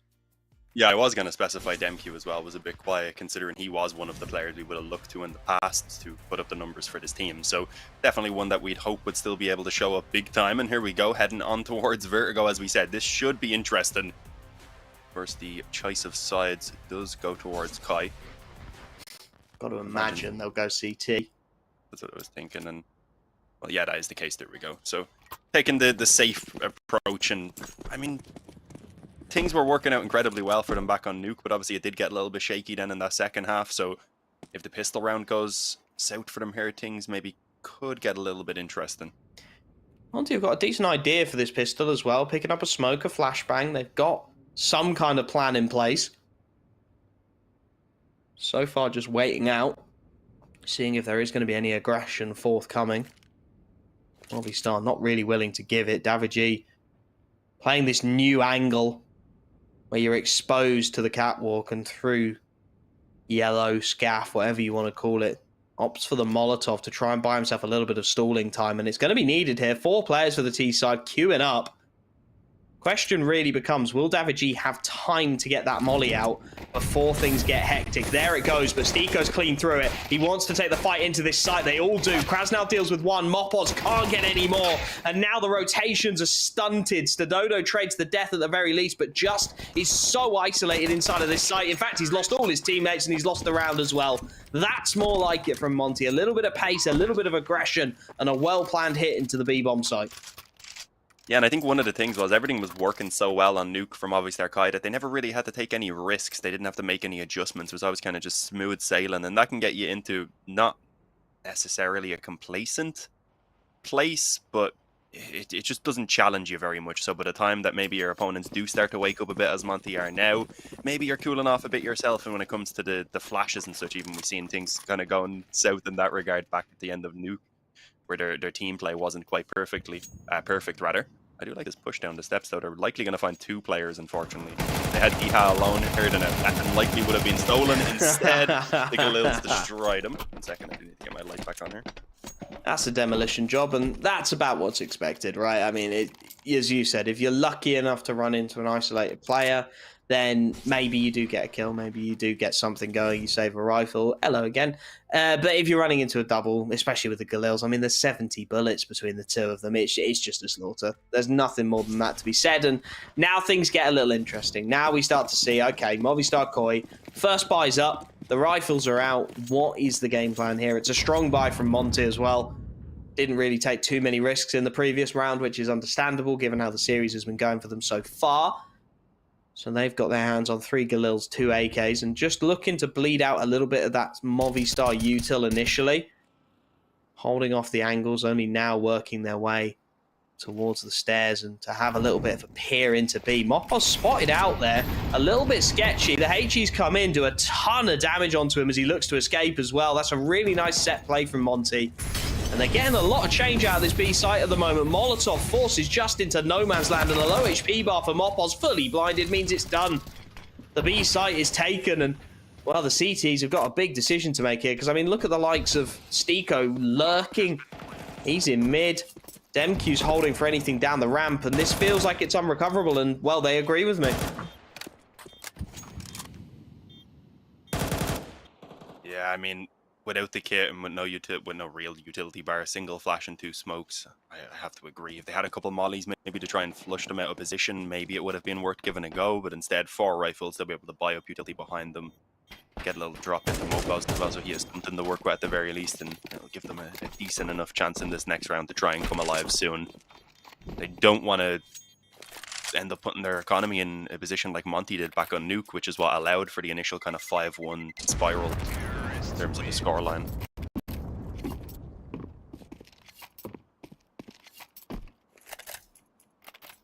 Well, I mean, you know, we talked about momentum carrying through from Nuke. I think Monte have clearly done a good job of resetting. Really nice set play onto that B-bomb site. I think that's the first time I've really seen there be a consequence, a significant consequence, I'll say, to the new nade sounds, because they will have known that both of those nades hit, right, based on sound cues alone. And from there, we'll have been able to go, right, well, we're just going to barrel into this site because we know there's a low HP bar here somewhere. Well taken advantage of, and we go again with Movistar Koi, of course, saving across, so they're able to buy into the next. And that really has been a theme from their CT sides, is just trying to keep yourself constantly in a position to buy as much as possible, not taking the risks on sort of 50-50 or lower rounds, only playing the percentages. So this time again, Monte just probing that B site, and they want it again. It's going to be another fast-paced play. Mopos again is caught out in no man's land, just does very well backside to get himself a double. Drops the smoke to it, facilitate his escape as well. It's a really nice individual play. Mopos caught with nades out, felt like it was going to be extremely difficult to recover from, but Justice still flirting around the edges of his smoke. Bomb dropped back by Hades, so he's not necessarily wanting to commit the bomb to these angles just yet. He's allowing for a bit of time, maybe for Stiko to work his way out mid and see if he can find a little bit of a timing and get something cheeky going. Hades going to play around the smokes as well. Just, I don't think he saw the shoulder there, so Hades is going to get himself a freebie and double it up as well. Just looking the wrong way. The communication severed by Hades. As he takes the B site in style, Stiko does what he needs to do, catches the rotation, and what was a very promising situation falls apart for Movistar Koi. Yeah, I think they had like purposely sent one of the players running back towards the steps, and then he was shooting from the steps. I thought that was all kind of the game plan to make them think that around the smoke was clear up until they dropped the bomb. But even then, I don't think they heard the bomb being dropped back in return, so it seemed like they were pretty unaware he was up close. Even then, the peek from the back at the generators, I thought he spotted him for a moment until, of course, he didn't look again and just kind of had his attention fully on the connector there and towards middle. Hades was just able to make the best there of what was a pretty difficult situation. Adam left saving, and a 4th round already for Monte. They are taking control of the early stages here of Vertigo. I had said early on Nuke that if I thought one map was going to be one-sided, it was potentially this Vertigo. Maybe we're going to get a couple of one-sided maps back and forth, and perhaps a closer decider on Anubis, I believe it is. Anubis, you know, we didn't actually discuss that one a ton. That is somewhere where both of these teams are a bit more middle ground. They don't play it a lot, but they've got okay results when they do. And, well, it would be an interesting decider if we get that far. I think it's one of those where we didn't want to talk about it because it felt like we weren't going to get there, but now we can start to maybe think about having the conversation. Still there for Movistar. Yeah. Still, yeah, early days. It's only 4-0. And they do still have the rifles in hand. It just feels very one-sided at the moment. It's not like it's 4-0 and there's been close rounds and close opportunities. Monte have had a game plan. They've hit that B site time and again. And as of yet, Movistar Koi have not been able to defend it. This time they're going to send Stadodo solo. Try and be the man of the hour. Post it up on the AWP. And they're going to go for something very cheeky here. The triple boost to get Davaji into an angle where he can potentially have some impact is a brave call, because we've not really seen Monte press the A-bomb site yet. And to commit this kind of firepower to hanging around it, I mean, you can see Stadodo on the mini-map. He's having to commit back to mid, drop util there to buy time, then he's having to push back out onto B to hold the angles. And for now, at least, the T side of Monte do not look even the remotest bit interested in working their way up the ramp and into that three-man stack. They're instead looping the bomb back towards B, starting to put some pressure back on Stadodo. And yeah, you look at the minimap, they're all headed that way, and Movistar Koi have just made the wrong call at the wrong time. It's going to be on Stadodo to really be the hero here. 58 seconds left on the clock. Mopos is just about starting to think about a rotation, but it's all Stadodo. Nice Molotov timing. Buys him a little bit of space at least. He's got a smoke to try and hold this one off, as here comes the execute. We've seen this 4 times pretty much on the trot from Monte. An initial leg shot from Stadodo, but he's going to need a lot more than that. Flashes ringing out over the top. He's blind as can be. Does very well to get one. Smoke goes down as Mopos takes advantage of his leg shot through it. A dink through the wall won't deter the FAMAS as he flies through for 2 more. And finally, it's Mopos and Movistar Riders who are getting themselves on the board. A big hold of the B-bomb site. And the flash assists coming through as well. That's what you expect from Movistar. Stadodo does a great job initially. Maybe put that molly a bit deep. I don't think it landed quite as you'd expected. But it did at the very least stop them from trying to boost the player up close. So he had that one angle towards the steps. Didn't quite get the kill, sure, but done the damage. Delayed them. Managed to avoid the flashbangs and just stay alive. And of course even get himself the frags afterwards. Great work on the retake with the flashes over from, I believe it was Adam, which just left the final 3 players completely up for the taking. That's the teamwork you expect from the boys here on the CT side. Can they keep it up is the question, because the economy's still there. Even after this round, there's still going to be another buy for Monte. So Movistar Kai really do need to take control and find a few rounds on the run. Dangerous position this. Yeah. Nice shot, but he's close. Krasnow's not going to press the issue. Allows Stadodo the relatively free escape, and since he's had that big green in his hands, he has found a lot of impact.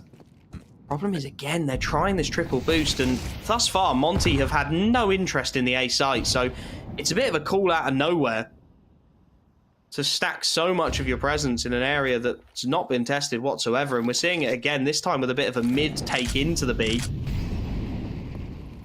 Util comes out and they do disassemble this boost. They do start to think, you know, how many times has this been B? Maybe it's going to be B again, and it is indeed Diha. The double kill on the rotations just does well to get one, but he's lost his teammates in the meanwhile. Stadodo has done what he can. He's hit the leg shot through the first man. And well, oh, that is very brave indeed from Mopos. A big clutch out of the big man. That's 2 huge holds of the B-bomb site. And Movistar Koi, they are living incredibly dangerously right now, Doom. Yeah, no, I love the way Mopo's done that there. Played perfectly with the flash to jump around onto the thing, which just isn't expected because who's crazy enough to do it? Mopo's apparently. And I mean, they just about edge out that second round. I don't think that's how they wanted to do it, though. As you said, that stack was a heavy commitment. I think they specifically put Stadodo aggressive on mid, though, so once he gets that pick, I think the presumption from Monte is that there's probably backup up close playing, maybe anti-flash close on the boxes. And that's what perhaps slowed Krasnal down and allowed for them to kind of sit with that A stack a little bit longer, and probably hoping to base someone up the ramp into it at the same time. Didn't quite play out like that, but they did get the round win in the end either way. And they again converted into another, though, because they haven't built up any economy at all. A round win right now would, or a round win from Monte right now would leave Movistar Kai in the worst position possible. And well, the peaks down ramp alongside the nades and flashes are pretty much perfect. Hades returns 1, but that's not going to be enough. It's a man advantage sitting with the CT side. That's what we expect from Movistar Koi. Nice util, nice team play, converting into nice kills. Problem is, their CT side, they've really not had the read on what Monte want to do so far. They are rotating all over the shop.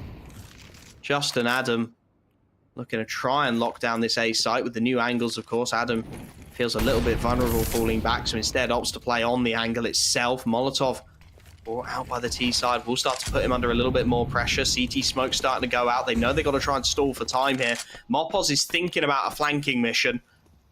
But it's a game of timings, and Stiko, well, he's got the better of it. Just no idea that his man could be so close. And now Adam, well, he's playing with fire. He's got to do it all, and he's managed to do very well. Finds the kill, drops the bomb, retreats on out. Hades not able to connect his shot, and that has bought time for this flank. Hades aware of it, though. And now the AWPer with a big kill to find. Can't make it happen. All on Diha in the 1v3. Adam is low HP, but crouched on an off angle. He will be able to find the conversion.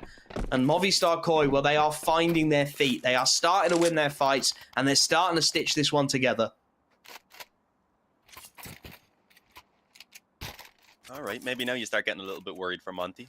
After all, their Nuke T-side was quite flat, to put it nicely, I would say. So if they hit a bit of a wall here and start slowing down on Vertigo, especially with only 4 rounds on the board so far, that could be a problem for them. At least 1 or 2 more to give themselves a semi-comfortable position at the halftime. Moment anyway, 1 hero AK to work with, some Deagles, 1 flash in Hades, perhaps to be the best placed flash we've ever seen. Let's see what call he's made. Towards B steps. It's got to be B. B is the site they've had by far the most success on, just this time. I think expecting the op though, right? And obviously Movistar thinking, well, probably finally a bit of an eco going, so they actually did position just for the M4 instead. He gets a bit over-aggressive after that initial kill. He was like, oh, that was only a pistol, 3 eco kills. And now the bomb's actually going to back out of this situation a bit, knowing there's no necessity to commit now. Just reset things. Stiko playing close to the smoke again. This time, a lovely adjustment from Mopos, who you have to say is flying here on Vertigo. 10 kills. Continuing his reign of terror. It's one of the standout performers on map 1 as well. So Demq picks up the rifle. Look to see if he can have some impact. Just at this point about the financial damage of it. They went for the hero and they've got a kill out of it, but realistically, 2-3 would be what they're after. Demq takes a leg from the AWP, dropped across to Mopos, but the low HP bar will betray him regardless. Nice double peak timing here. Could do a lot of damage. Hades perhaps able to bait Demq in, get him spraying that AK down. And, well, that's what they try and go for, but it's not going to land. Stododo and Adam able to combine nicely. 4th round on the board, everything leveled up. 3 players kept alive again, so the economy not in the worst place in the world for Movistar Koi, and they're doing a very solid job, you have to say, of recovering the CT side. Starting to feel a lot more like map 1. Yeah, at the very least, though, Monte have the security of having a few rounds on the board. Grind out 1 or 2 more. They're not in the worst position, but yeah, Movistar really have taken control for themselves. If they can come out with the A4 half, especially, they will be sitting pretty and heading towards that 2-0, which Monte do not want to let happen. Faster pace. Yeah, straight up the ramp. Is functioning as a bit of an entry fragger, which can make his stats not being as strong as you'd hope a bit more forgivable, especially against a team like Movistar who are constantly dropping those nades. Hadn't even found contact and is already on 25 health. A warning shot from the optic to come at bay, but for now he's still pressing the issue, hoping to at least take someone to the grave with him, but it doesn't happen. Stododo takes that kill in sync with Adam, who's able to get one elsewhere, I believe, on the player trying to creep around the alley. And suddenly it's a 4-on-3. Okay, they're still aggressing. This is risky. It works out for them, sure.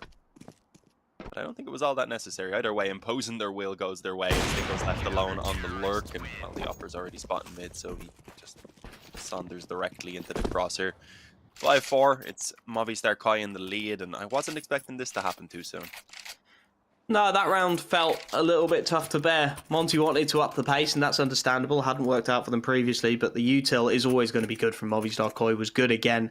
Couple of nice shots, and as you said, then perhaps getting a bit overly keen in the mid-round, but combining it nicely, peaking as units, not going for those isolated 1v1s, and therefore able to trade it down nice and efficiently, force Monte back onto the half buy again, and got to imagine they want to try something a little bit quick here, considering there's 4 Tech 9s on board.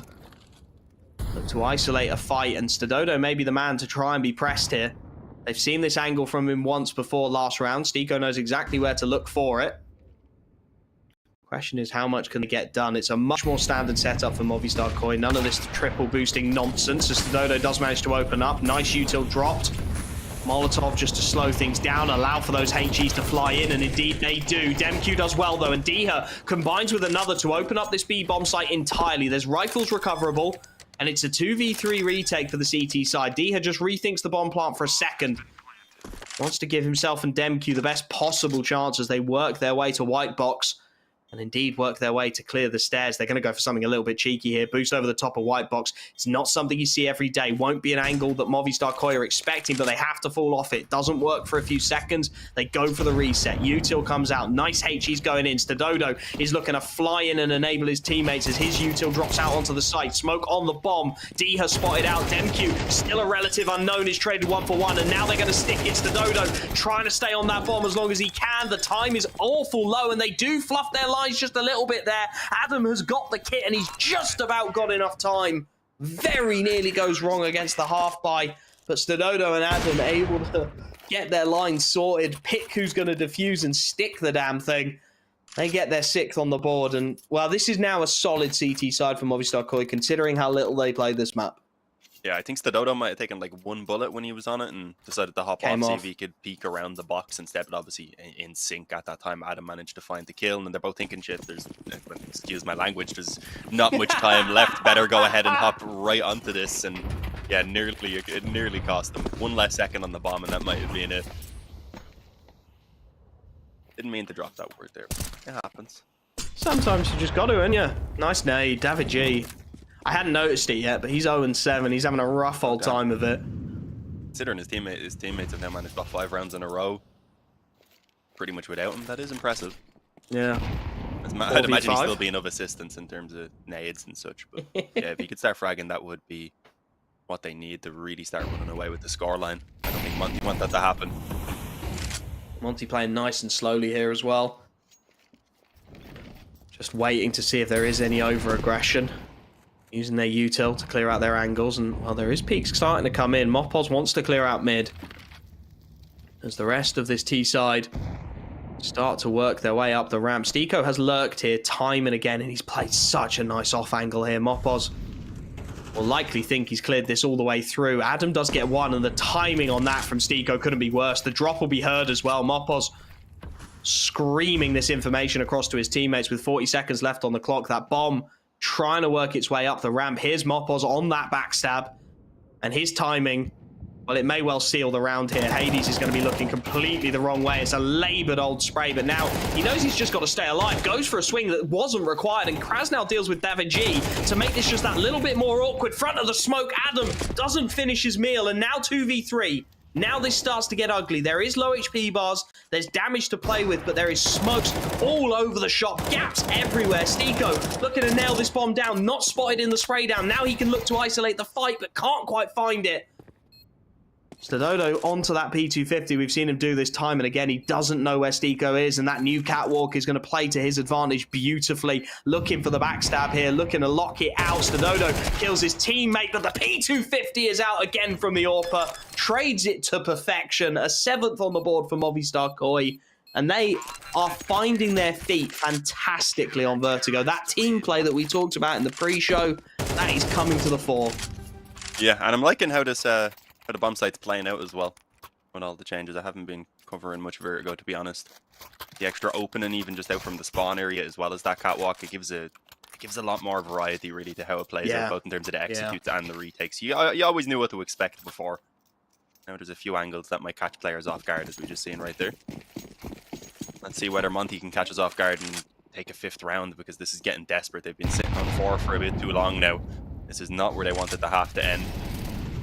Early nades from Movistar Koi, expecting quick plays from Monte, clearly putting down a lot of that utility in the opening seconds and finding some success, at least over towards this B-bomb site. Mopos might have another in his crosshair soon, although I was about to say he doesn't even have a weapon in his hands, which could have been dangerous. Instead, it's up against, over at the ramp, I believe, where the kills do come true. Mopos just barrels down the stairs. Krasnow not quite ready for it. Oh, the disrespect. Lovely flashbang in, and the kills, they've just been going scattered across the map, but they've been going the way of Movistar Koi. An initial trade on the A ramp as well while that was all going on. Has left Stiko and Hades to try and recover. 2v4 situation. I mean, we said we wanted Hades to step up. He's been a bit quiet so far. Would be a big round for him to try and find a little bit of magic. Can he connect with his teammate, though? Timing a little awkward for David G. 0-9, really not having the series he would have hoped for. And that does open up these opportunities now. Stiko is still waiting for Mopos to get aggressive. He's desperate for Mopos to just push that little bit too far and walk into his crosshairs. But Mopos, he's been here. He's played these games. He's set himself up on the most off of off angles here.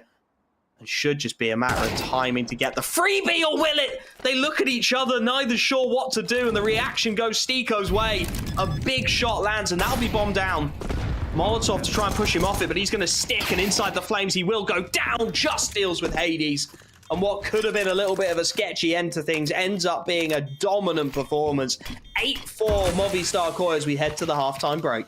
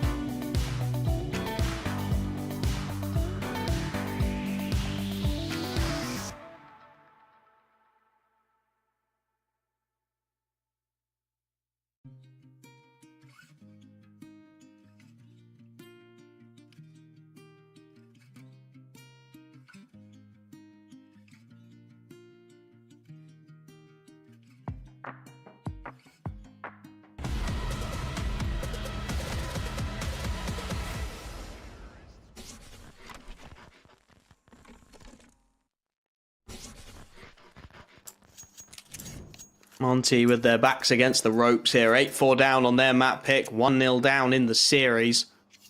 A pistol could be inspirational. It could be just what they need to catapult themselves back into it. And that's exactly what they need to do here. Can't afford to be slipping up. Movistar buying heavily into this one. The util is everywhere. 4 flashes and a smoke grenade. They are going to go fast wherever they go. They're going to flash themselves out. It's going to be the B-bomb site, and here we go. Nobody really home for the CT side, so the site will be conceded initially, but they are fast on the retake, and Diha through top of the smoke is looking to press the issue early. Stiko with a lovely headshot, make it a double, make it a triple. Stiko, welcome back to the server. That's the round, and that's exactly what Monte wanted. Crisp as well as he moved in. Swift shots landing. Decider doesn't even have a choice other than to just back away. Not even saving Kevlar forward, just saving his life at this point. There was no point throwing himself to the wolves.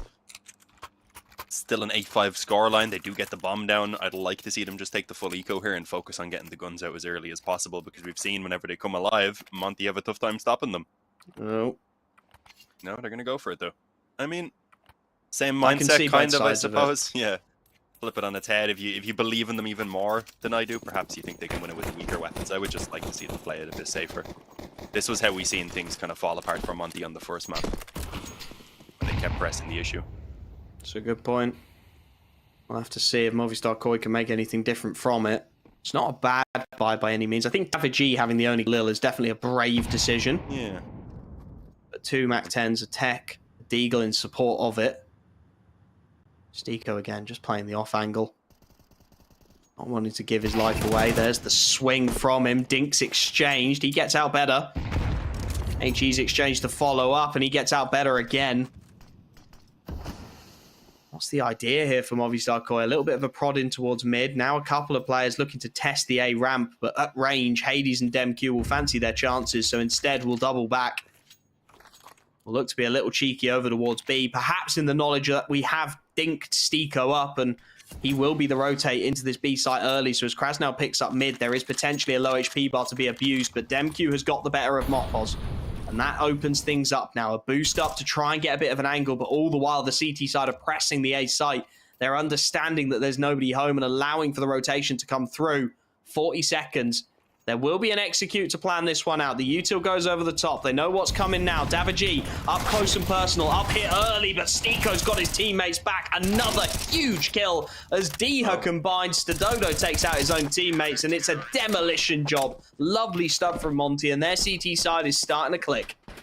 Yeah, that went pretty much as expected. Now it's an eco, a 7th round on the board for Monte, and if they win out the next gun round, at that point they're probably even taking the lead for themselves. So it just... I would have liked to have seen that eco earlier on from Movistar. Instead, they've got to take it now. They'll be coming out with a decent enough buy in the next round, sure. But as I said, there's going to be so much on the line.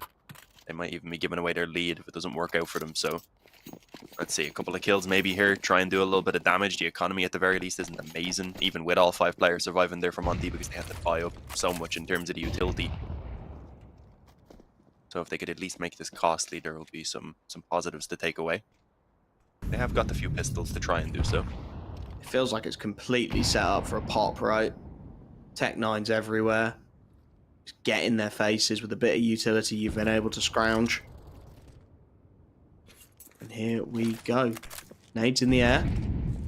Just trying to press the issue a little bit. There's the fight in mid. Just does well. 1-for-1 trade. They'll take that, but DemQ is in a great position to try and lock this one out before it gets too sketchy. His teammate there to back him up when he goes down low, and despite the dinks coming in, there's no conversions yet. Mopos does look to change that picture a little bit, but the spam through the smoke will be better from a rifle than a pistol every day of the week, so only a couple of kills found. The reinvestment not going to do too much to dent the finances of Monte. And Movistar Koi, well, it's starting to get to that stage again. We said it in the first half. You've got to start showing up sooner rather than later. And these AKs in their hands have got to have some impact.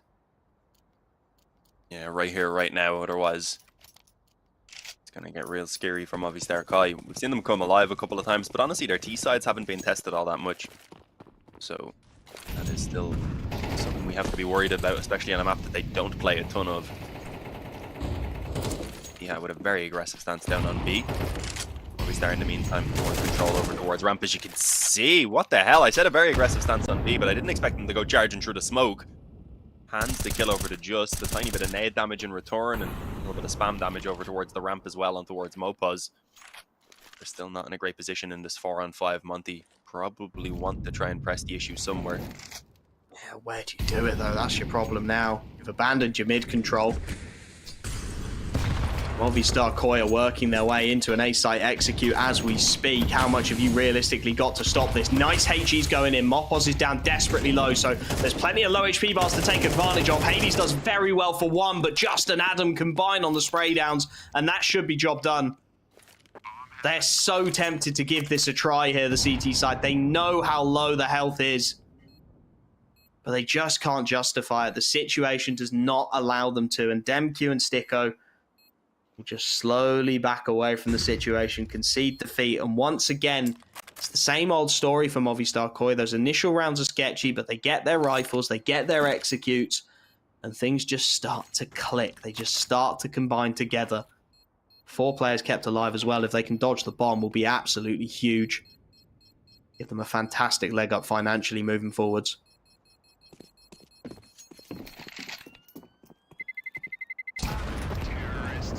Oh, two go down to bomb, though. That's tough. Say Mopos was 2 health right there, so he was certainly dying, but I think Adam could have got away. Davey G still having a shocker of a game right now. Can he be the hero? The villain to hero arc is there. He's sitting there waiting for him. Question is, can Monte continue to be the bane of his existence, and can they continue to find impact? Hades has got his AWP out. He looks to change the game.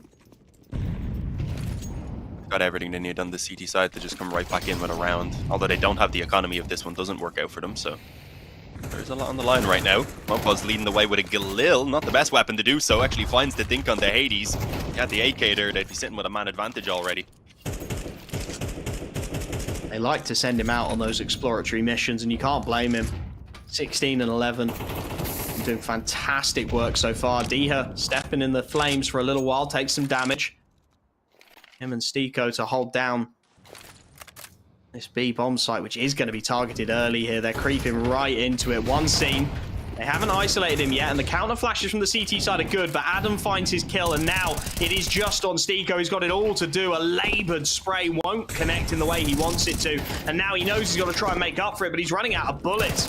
Trying to bait his teammate into the angle. Krasnow finally gets the kill, and now they're on for it. Just gets one, but Krasnow flies in with a triple and opens up this site. 2 on 3, Just and Stododo. Stododo not on his favoured AWP either, makes this very tough, and Just was just not aware of the angles. Demq gets his man. Stododo is left to try and clutch up. There's a lot of low HP bars, but same time, there's AWPs, there's rifles, there's all sorts, although the spray connects too. He's not heard Demq on this bomb, and the ninja will come through. That is heartbreaking for Stododo. The chaos plays into Demq's hands. 8-9. This one is going right down to the wire, Dean. Yeah, I mean, he did everything he could right there, but as you said, with just the chaos and the focus on the initial 2 players that are charging him, he doesn't know whether that bomb is being stuck or not, and at that point you kind of have to take the gamble that it's not being. Just at about allows Monte to edge out the 8th round. Movistar Kai did still have some loss bonus going, at least for themselves, on top of the bomb plant, so they can just about scrape out a buy. But again, there's a Galil in there, it's not quite perfect. They're not getting the ops as they'd want to on Stododo either, and well, you can see that Movistar Kai are clearly a little bit worried about how close this scoreline has gotten, considering they've used up their 2nd tactical pause. Yeah, it definitely feels like the chaos has started to benefit Monte, right? Like that retake situation, normally you'd back Movistar Koi to trade that one down. But instead, it's Krasnow coming up with a big triple kill, catching a couple players off guard, the low HP bar's taken advantage of. And at 8-9, as you said, the investment isn't perfect. And if it goes wrong for Movistar Koi, 2,900 loss bonus, it's a half buy into the next. It's Monte taking the lead. And that pressure continuing to mount. They want this fight early. Good damage onto Hades again, but once more, just not quite able to finish their food. Mopo's taking a ton of util damage on top. He's got to be so careful here. He's been such a shining light for Movistar Koi so far. Doesn't want to go down through a smoke early. So they'll reset things. Just trying to put a little bit of pressure on that A ramp. Take some control away from the CT side, and that they do. Monte look to evacuate.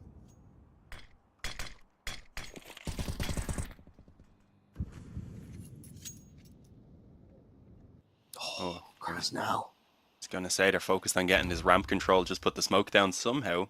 Caught himself the kill, I think, around the edge of it here. He's going to remain pretty aggressive also.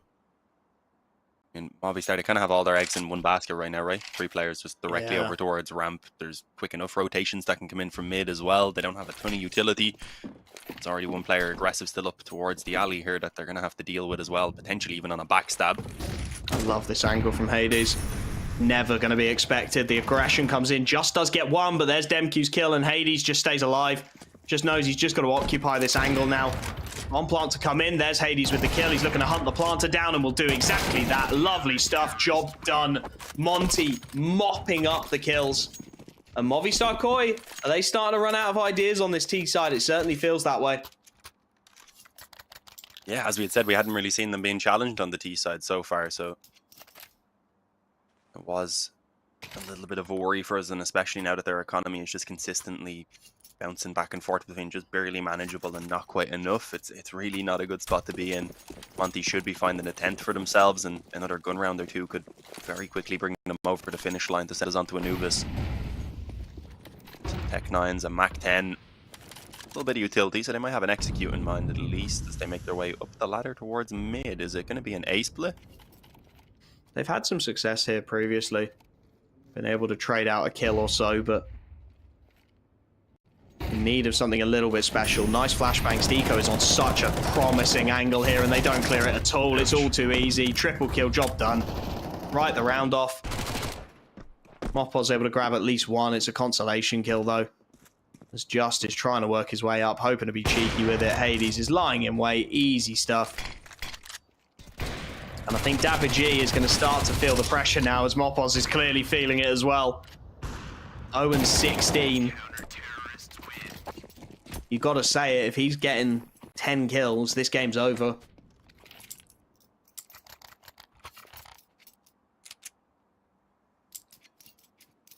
Yeah, I mean, he didn't even need to be fragging crazy by any means. Just a few kills here and there probably would have made the difference. A couple of those crucial gun rounds. It's unfortunate. It happens, though. I don't think he played bad on the first map either. He played pretty well. No, he didn't at all. Can he pick himself up is the question. Yeah, even if they do drop this map, the series won't be over, so we'll still have time, as you said, to make up for it. Try and find form again. Nearly getting the kill onto Hades as he fell back. I mean, we're talking about the next map, but he could still come alive now and perhaps be the difference maker to start tallying up these final few rounds that they've been looking for quite a while. I think that's 3 rounds on the trot that Hades has been brought down to essentially no health and got away with it.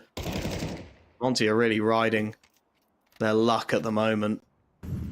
Able to get away with it again, though, and it is their AWPer after all, so those low HP bars, they don't matter quite so much. What's the idea from Movistar Koi? Flashed off their angle first. Smokes come in. They just want to group up this A ramp. Feels like the A site is the end goal because they've not got anyone anywhere else. And look at Monte, they're starting to read into it. Diha, having seen that there's no one down the stairway, has worked his way into mid. A 4th rotation has come out towards A. Steeko is fast on the flank. This is looking so good for Monte. It's going to take a hero play from someone from Movistar Koi. You have to say it. Somebody has to step up here, and Steeko, he is timing this. Just is here, but how much longer can he afford to hold the angle? Just about long enough. Deals with Steeko. Now the CT side have got a decision to make. Do they gamble the A site? Do they make the rotation and try and hold on to B? Diha has gone, but only the one has left. There is still so much presence on this A site. Krasnal is waiting for this exact smoke play, and he gets Mopos through it. The star is gone. Demq takes another to the grave. Davigi doing what he can, has finally opened his account and does one better. Double kill, 6 seconds, 5. Demq just has to deny the bomb, but he doesn't. The plant goes down, it matters not. A quad kill from Demq means 11 and may well mean redemption for Monte. And Demq was actually the one who had a pretty weak first map as well, or one of the players. Obviously, things weren't going too well in general for Monte, considering it was such a one-sided scoreline, but he was having a bit of a rough game, so to see him come alive here on Vertigo as well has been fantastic. Everyone really is fragging. Sticko's had some amazing rounds. He's just been solid in positions when he's entrusted alone to ensure he doesn't get overwhelmed, as we had seen around mid, for example. He's always a fun player to watch. 11-9. The final tactical pause being pulled out here from Movistar Kai, and this could be their final gun round as well, really. If they lose this, they'll need at least a bomb plant to just about scrape together by in the next round, and then it wouldn't be fantastic. VG gets his AK out again, full nades. Dodo stuck on a Galil. I wouldn't mind if maybe Davigi was willing to do a little bit of a trade right there. Dodo's been playing fairly well. Yeah, it's one of those, isn't it? I don't even know what to say about Movistar Koi. It just feels like they're getting caught in the chaos a little bit. Again, big individual plays from Monte. It's what we asked of them. Demq delivering, Steeko delivering, Krasnal up there. Movistar Koi just at the moment don't seem to be able to stitch together the team play that we saw from them in map 1 to get it done. Hades on the AWP. I mean, that's just a free angle for Stico, and the trade is there. It's a little labored, but this time it comes through, and Davigi, well, he started to open his account in a big way. A double kill in the previous round. This time, he's dealt with the AWP early, but Mopos' position is read to a T. And Demq, well, he's really turned into the star of the show in his own right. The timing from Krasnal is atrocious, and Stododo gets the better of it. This has to be converted now. 3-on-2. Diha and Demq, I mean, if it's two players you'd want in the server to try and stitch this one together, it would be them. They've got the util as well. What do Movistar look to do? Just is toying with a probe towards the B bomb site, and at the moment, Demq and Diha are both on A. How long will they wait there? How long before they start to think we need to be on the other side? We need to make the rotation count. And that is the question. You can see Diha on the minimap. He's thinking about it. He's shifting between his angles. He's looking towards mid, peering to see if anything will be given over to him. And as soon as this util goes out, they'll know the game is up. Smoke goes down. Decision time for the CT side. They've got the money to give this a try if they want to. And why wouldn't they? They have been in so many retake positions, and they have made so many of them stick. Demq and Diha. Demq timing as he looks to go over is ugly, and Davigi continues to reign his terror. Two double kills in 2 rounds, in fact, as Diha looks for the 1v3. He's got the util. He's got the kit as well. Is he just waiting for this T side to abandon sight? Stododo doesn't look like he's keen to. And to be fair, neither does Just, playing in and around that ramp. There's the smoke on the bomb. There's the molly to try and deny. And there is Stododo to get his team double digits. Movistar Koi are not done swinging yet. Yeah, now Demq has to drop the Krasnal. They're going to be left with basically 0 economy, I believe, after this buy as well. So now it's actually Monte who are a little bit worried, calling in one of their own pauses. First of this map. Yeah, I was just thinking... There was a few moments where things were shaky, especially early on. I was surprised we didn't see a tactical timeout from them. Now using it. But yeah, they should have everything in this round anyway. No op available, I don't think, unfortunately, but all the M4s are there, pretty much perfect utility. Hopefully a few kits. 2 of them at most, I think, is what they're gonna be looking at. It could be an issue if it comes down to the retake again, but we've seen them on the CT side looking real solid so far. Obviously, Movistar Kai managed to just about edge out that previous round by leaving them in an awkward position where the retake was kind of a save or just throw themselves wildly at it. Davigi finally finding a bit of form now, a couple rounds in a row where he's gotten the 2 kills as well. So, as we'd said, that was kind of the difference maker that was needed for Movistar Kai, but can they keep that up now is the question. A lot of nade damage early on. Monte going for a Movistar special here. Gives up a lot of control elsewhere, though. Oh, Mopos wants it. One-tap. He has gone a little quiet in the last couple of rounds. He had been the catalyst for everything good from this T side. This time, not quite to be. I'll leave Just lurking and look to exert themselves elsewhere on the map, going back towards that A ramp. Just is tagged up, though. Those damage from the HEs could well prove significant. Diha wants this fight. Tucks himself in tight to the angle. Stico to join him, and I mean, Just is a sitting duck here for a clear out. Really is. So how long can he survive, and how long can he keep his team in a position where they can get something done? Deep smoke from the CT side. That's deeper than they would have liked. Demq on the off angle. Krasnal in towards the hole. Mopos tagged up. He's toying with it. He wants it, but Demq is a hell of a fight to take, and on the off angle as well. Here comes the clearance down that ramp, and well, Just as abandoned ship. HEs continue to come in. 30 seconds left. They've got to give this a go now, surely. Molotov goes in. Demq will be flushed out by it, but look at the CT read. 3 players in position, ready to receive this hit as the util comes out. Can they do it? Demq with a huge kill onto Mopos down the side lane makes this incredibly one-dimensional. Davigi continuing to try and do what he can to try and have impact, but the molly damage is surely too much. Just and Davigi looking to be the heroes, and somehow they've bought themselves a 2v1 with 8 seconds left, but they planted the wrong side of the box, Dean! It's 12 for Stico, the hero, and Movistar Koi fluffing their lines again. It's these few little mistakes that are just costing them so big time. I mean, we've seen a small few things kind of coming in, nades and such not being perfect towards the end of Nuke, but it just seemed kind of like they needed to warm up in that regard because things had been so easy. But I don't know, they've just felt a little bit off in the team play aspect of things in comparison to what we usually expect. the communication even, I think we had to point out in a couple of the early rounds that things just didn't seem to be kind of playing out like they were talking to each other all that much. And instead now of tying things up as they should have and taking probably a lead for themselves, they're facing down the barrel of an overtime. They need 2 rounds in a row to make that happen. Yeah, it's getting really tough now. It feels like Mopos is being really effectively shut down. And he really was the entry into so many of these T-side rounds. Now they've got some big questions to be asked. Should have shut that one down. Gave Stiko a 1v2. Tough situation, limited time on the clock, but you've got to back yourself to finish those.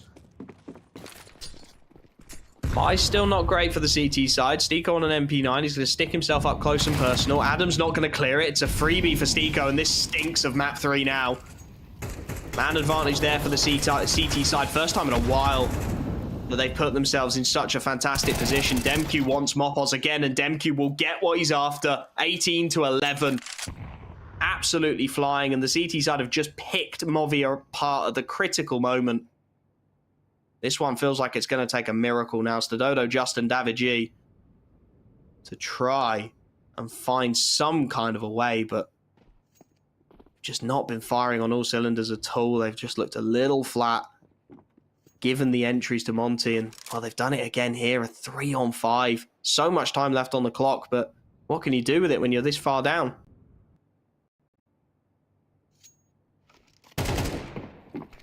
Oh, they're going to need some desperate individual plays there if they want to somehow turn this back in their favor. Time's already ticking away. There's still bits of utility to be used out here, as you can see with this fresh smoke on ramp. That's not playing up to the float. Might be in trouble as the nade goes down. Actually, it's a team kill from Stadodo. Davy G just not having a great game here as his teammate takes him out. A couple of trades back and forth, but it's not going to be enough. Stadodo's left alone now to try and save the day. Does look like it's going to be needed as the decider here after all, and there you go. There it is. Confirms it with the final bullet. 13-10. I mean, it got a little bit shaky. We did see Movistar Kai start to find some footing after things looked like they were kind of just slipping away completely, but yeah, in the end, Monte just came alive, and I do really think Davy G having such a poor performance for the kind of first 3 quarters of that game really is what cost them in the long run.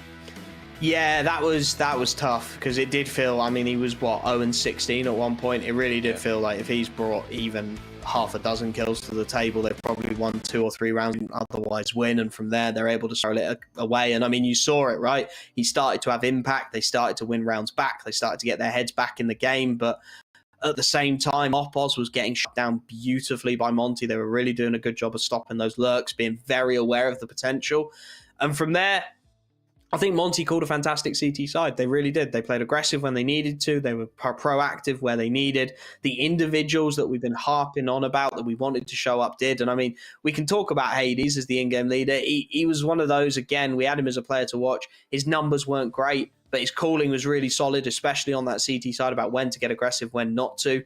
And he had the individuals popping off to give him that platform this time. You know, he had Demku playing a blinder, Stiko again putting up beautifully consistent numbers, and Krasnell not too far behind either. So we really got to see the Monte we wanted to see in that map. And the question now becomes, how much of that are we going to get on Anubis?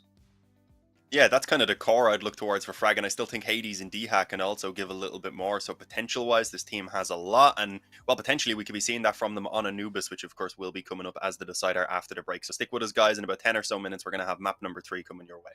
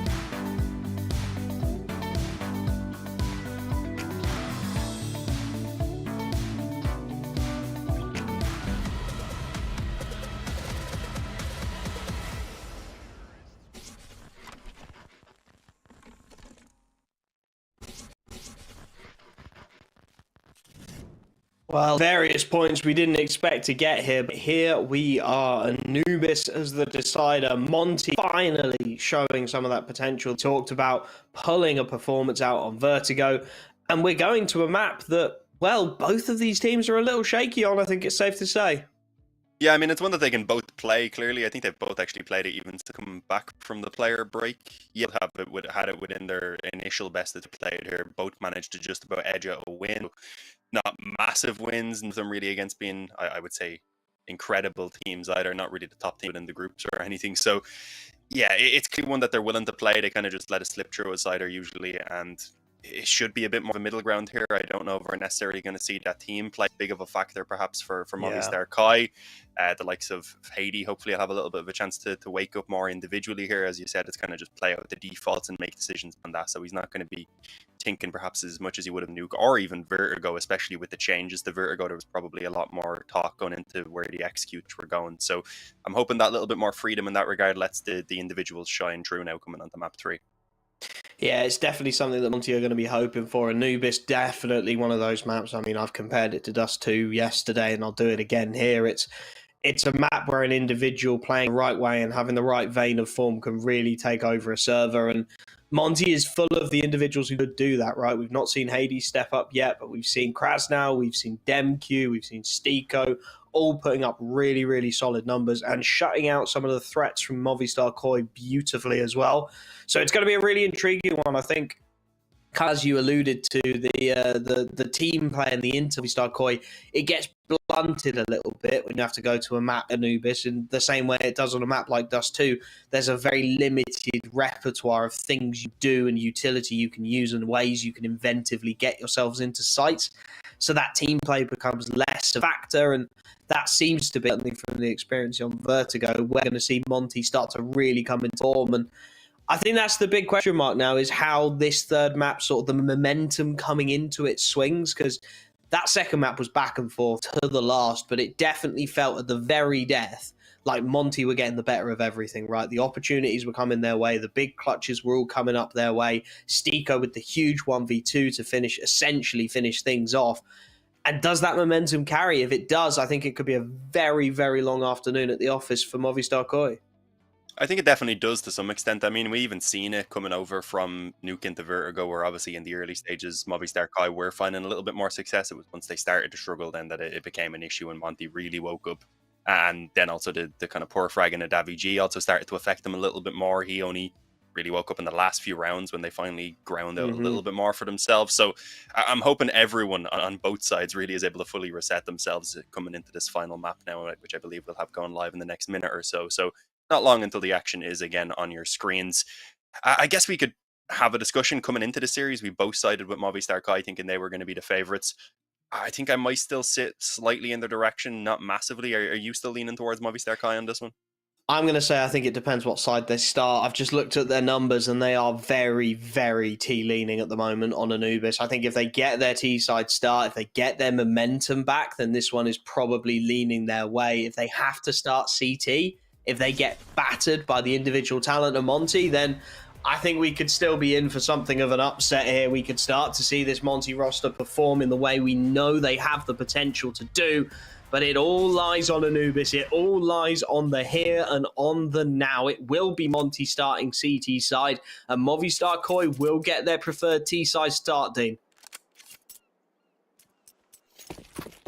Yeah, hopefully with an actual strong start to it as well, because even if they prefer the T side, if they lose out this pistol and things spiral early on, then that could be worst case scenario for them. Monte, it looks like they're going to be going fairly aggressive on this pistol round. They've already got one player pushed up deep in towards main, I believe. They've got the backup to take the initial point of contact, and then someone tucked in behind that pillar as well. So maybe a little bit of a raid here, expecting this to go towards the A bomb site. And I mean, for now, the bomb is sort of in this direction. Definitely feels like they've done their homework somewhere, doesn't it? The question is, will it end up being right? The mid-A split feels on here, and well, Demq puts an end to it almost instantly. A lovely little shot, and there's plenty of bodies here. That doesn't seem to have been communicated just yet. Just is still toying with the idea of coming into it. The flashbang goes in. Demq fully blind, but Hades is there to back his man up, and this one is starting to fall apart. There is a dink in mid in the meanwhile. Mopos at the very least has brought Krasnal down low, but they're losing bodies, and Krasnal doesn't care how much health he's got. A clean headshot will do the same regardless, and now it is just onto Davigi and Adam. The bomb plant will go down, a 2v5 to try and hold on to. A low HP bar on Krasnal makes it feel a little bit more viable, but Sticko's got a kit, and there needs to be some early kills. Adam finds the first, up close and personal, knows he needs to get out of dodge, knows he needs to support his teammate, but he's gone down as well, and Adam, he's got it all to do. A quick double makes it feel that little bit more viable, but he's being split down. He's so nearly there. A quad kill in the round. The 180 ace felt so on, but it's Demq who comes out on top. It goes down to the last man, and Movistar, they are showing that they've got fight left in them.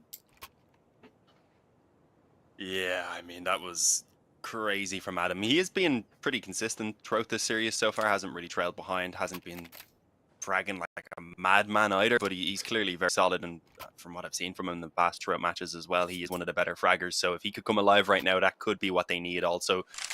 But I mean, after the near 1 versus 5 from Adam, it looks like that's slightly put Monte on tilt, enough at least to use one of their tactical pauses. Early doors. It's like, okay guys, that was too close, let's take a breather. Also trying to decide how heavy they want to go on rifles, I suppose, in this early round. Trying to get a read as to whether they're up against a force buy from that T side or not. And they are. But it's 1 AK Galil and some Tech 9s alongside actually a Mac 10 on Stododo, I didn't notice. Yeah, they've gone util heavy. I mean, they got the bomb down, so you'd expect them to be able to get a decent force. Mm. But in trying to get an execute in the plan, they've forced Mopos and Just to go down onto those Tech 9s. Be interesting to see where they look to deploy that utility, and if it does end up being worth the investment, and whether perhaps having Mopos and Justin Galils would have been a bit better. Looks like a mid-crunch to start things off. Stododo going to boost the AK up, peer over that CT smoke and see if he can get the angle. Indeed he can. Krasnal goes down early.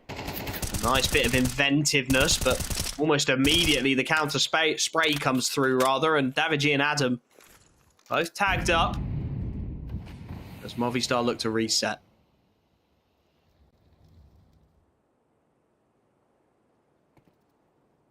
Yeah, trading around the weaponry a little bit, as you said.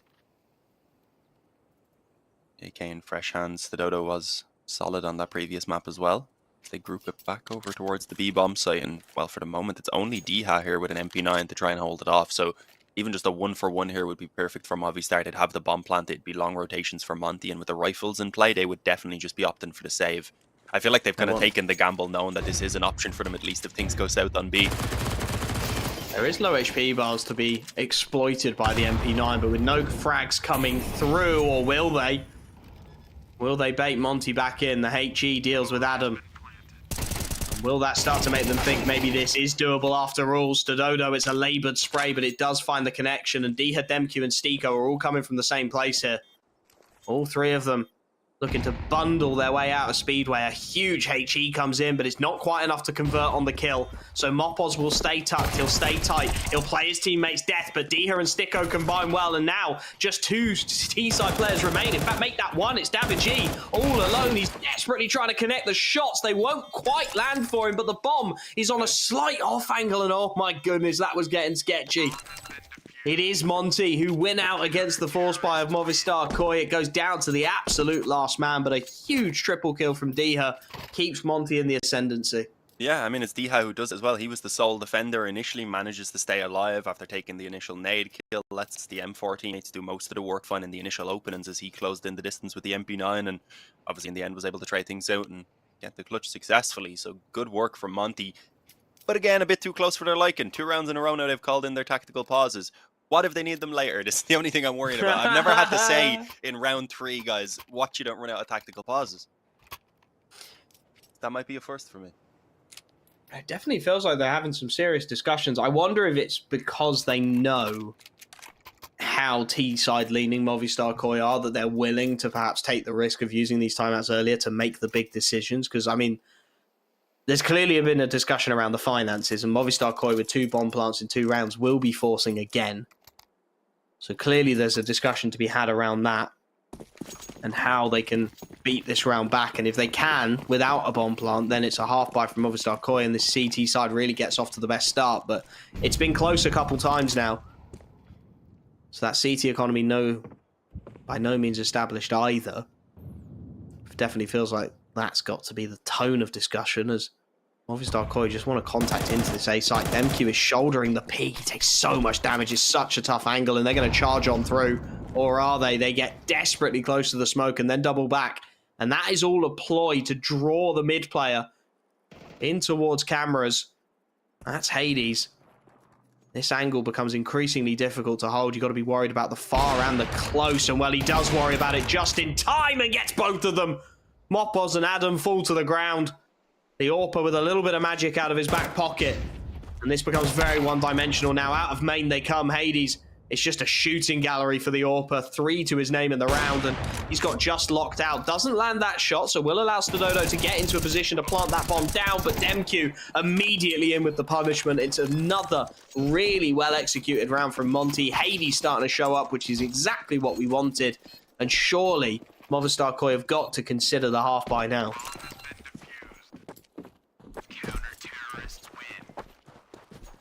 Yeah, most likely. I mean, they've got the economy to go for it, and at the very least then we'll be able to keep this damage being maintained on the economy because they're starting to build it up just a little bit now on that Monte side after that previous round. Galils, they're actually going maybe fully in. Adam's been playing well, so I wouldn't mind the one hero rifle right there, because if they can at least get a bomb plant with the Galil and some tech lines backing it up, then it won't really be a big deal. And as I said, with a few kills on top of that especially, they could set themselves up to really start turning things around in this next gun round. Fast towards mid. Already forced, I believe that was Sticko back. Here's the split to B. Krasnow very fortunate, fully blind to get one before he goes down, but it's still a lot of pressure on this B site hold now, and you can see Diha knows it. He's got to hold so many angles at once here, and he's caught in 2 mines. Davaji gets the freebie, and this is violent now. This is dangerous. 4v3 after plant in favor of the T side. You didn't think you'd find yourself saying that, but the Tech 9s have done so much heavy lifting. 2 rifles recovered. That spam always catches a wall, always looks like it should be dead on and is never quite there. Demq wants to get into this site, wants to find a position to get some damage done. Hades trades his teammate's death at the very least, but that bomb already halfway ticked, and Davaji has got a fantastic proactive position to shut it down. Movistar Koi will have their first T round here. It's the half buy that gets it for them. And what consequences is that going to have for the CT economy as Hades is being run down for all he's worth here, desperate to try and hold on to that AWP. If he's quick, he might just get away with it, as Davaji is not going to hunt any further.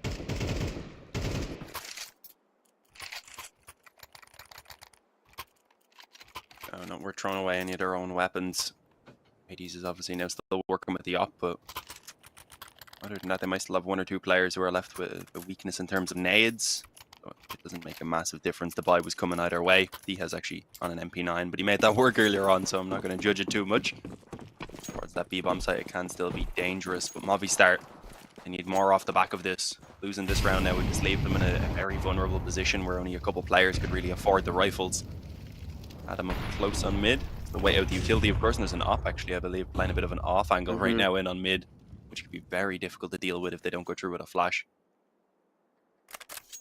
It's a nice call from Movistar Koi, actually. They've conditioned the CT side to have to respect B now.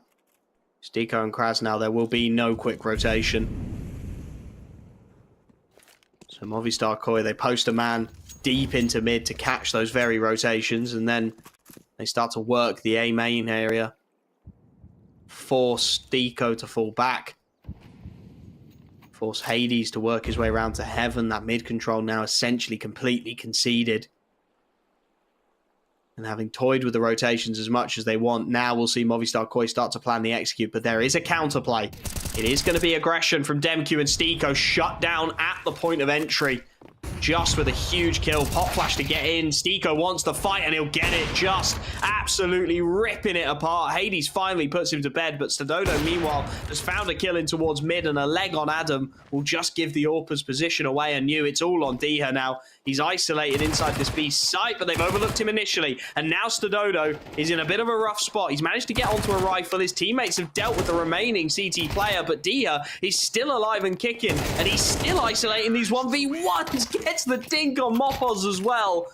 Movistar Koi just about able to dig themselves out of trouble, but it is mighty close. maybe a bit too close for their liking, but either way, it puts the economy of Monte just across the line into a position where they can't quite buy. Maybe a couple of pistols come out, but even that, they can't afford to spend much on with only 2,400 loss bonus. So Movistar should be tying us up at 3-3, and well, they'll want to keep on building on top of that because, as you said, it's the D side where we'll be looking at them to get most of their work done. So this was more of a necessity than a positive for them, the fact that they are coming alive now. Here comes the aggression. They want to try and isolate that AK. A 2-for-1, not bad at all from the pistols. Adam at range, trying to keep them relatively quiet. And indeed, as you said, there is a real difficulty to get out of this one. Adam finds a couple more for himself. And, well, Demq was hoping that he might just catch someone completely off guard with the aggression in towards B, but nobody really looking for it. Stadoda's watching for any over-aggression up mid, and they've taken both sites in the meanwhile, so just a matter of flushing out this remaining player without too much damage done, really, and well, that should be easy enough, and indeed it is. Adam gets himself a nice triple to warm up. 3-all, and things will start to get interesting again.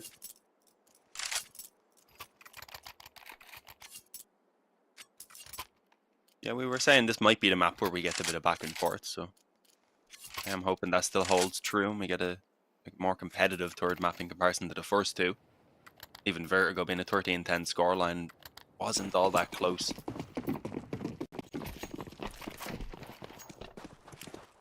First the Dodo. Hades just rocking the rifle for the moment on the other side, and well, they actually don't have a kit, I don't believe. That could be a big problem. Do they have any early plans to try and get that pick, perhaps, to alleviate a little bit of pressure? Gosh, you do. Yeah, Mopo's just about got away there, but he, I think, took one bullet on top of the nade damage that he ended up eating. Krasnal forced back by the molly, which allowed DaviG to work his way in. Okay, he's fired up after having a poor performance on the previous map. It's a really nice shot. You can see it's drawing out a bit of aggression here. Stiko wanting to press the issue in mid. Spam through the smoke, not quite connecting onto him. Still a minute on the clock. Movistar Koi with plenty of time to make the decisions.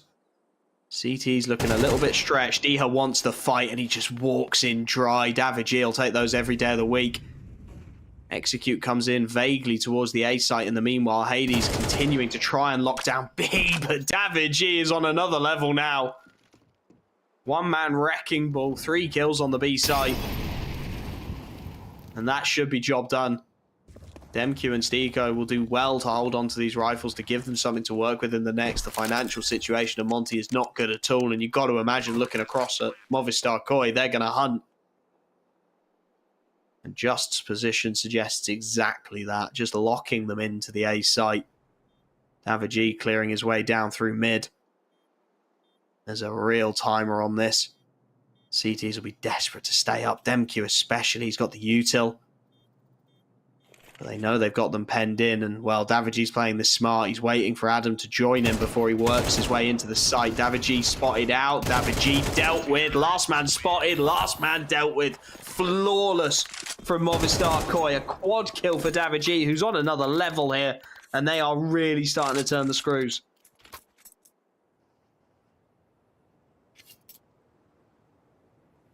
Yeah, Monte's starting to scare me just a little bit again. As we said, though, we expect Movistar to get a lot of their rounds on this D side, so I think if Monte can aim for 5, they won't be feeling too bad. Definitely could have been a little bit better after the start that they were able to find, but grinding out a couple more will do it for them. For now, though, I'm not expecting that to happen. Some pistols, a few nades, including a lot of smokes, so I do wonder if they have a plan in mind for those, maybe a little bit of a stack later on in the round, or are they just kind of using them to run down the time here early on in a default?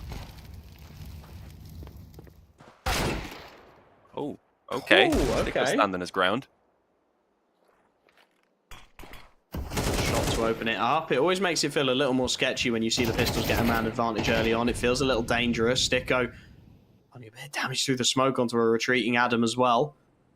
4 on 4. Can that AK, recovered in the exchange, rotate into a position to get something done is the real question. D has been called off. They want to try and be proactive with it. Understandable, but it's the wrong way at the wrong time. It's going to leave Krasnal. We've seen these 5-7s have big moments. They need another one here. Up close. Just goes in early. There's the free headshot. Now, Stododo is worried about this. He knows that he's in trouble, and he is so dangerous, that 5-7. Krasnow finds 2 headshots, recovers himself an AK, and now this is trouble for Movistar Koi. Their perfect round, their opportunity is going, slipping by them as Krasnow triples. And Mopos is left to try and see if maybe there's some kills to be had. He doesn't spot Diha, gets 4x3. It's 4 all, and Monte have pulled off the miracle. Okay. I said there wasn't much hope for them to really do anything in that round, and somehow they proved it was completely wrong. It won't immediately put the nail on any sort of coffin here from Movistar. They had built up good money, but still, it's not really a round you can afford to be losing with how shaky this series has been in general so far. Seeing one round lead to massive spirals out of control. So what is the response now from Movistar Kai? That's the question. Hades is back on his op. Nades can be any better for Monte as well. They have a perfect buy on this CT side. And a chance, in theory, still to head up towards an 8-4 scoreline. Adam wants this fight again in towards mid, but that pop flash through the doors is lovely. It's a bit of a laboured fight. Stiko gets the job done. Stododo has to bail out a dodge as well, knowing he's not got any support, so the man advantage is secured, locked down by Monte. Stiko finding consistent impact now. A couple of rounds he's been the opener in towards mid. Where do Movistar take it from here? Diha through the smoke, deals with Mopos out of B main. Spam fight just not going his way, and Stododo now cuts a very lonely figure in towards Connector. He's trying to get a HE onto Diha. It's a lot of damage, but it's no conversion. And for the T side, this looks so blunt now. No map control to work with. Just recovering bomb now. Where do you even look to go? You've got to imagine it's a pop onto a site. It looks like B is the target. If maybe Stododo can open this up with an early peek, it might feel viable, but there's rifles and AWPs inside of this site, and they're getting ready for the aggression. Krasnow with a lightning-fast headshot. There's the trade, desperately needed, but Hades is still here, still kicking as the util starts to flush his teammates out. He's right in position to lock down the kills, just gets one, a missed shot from Hades, but he's onto the Deagle to mop up where he's needed. Another big round out of the AWPer, a critical double kill. Monte take the lead once again. And as much as the buys will keep on coming, they've started to falter for Movistar Koi. Yeah, more than falter. It's fallen apart for them here off the back of that round that they really should not have lost. Only using their own first tactical timeout now. Obviously, Monte had already used 2 in the first couple of rounds. Well, they're using it now because they're spending the last of that economy that they had built up throughout that run of rounds that they looked so strong in.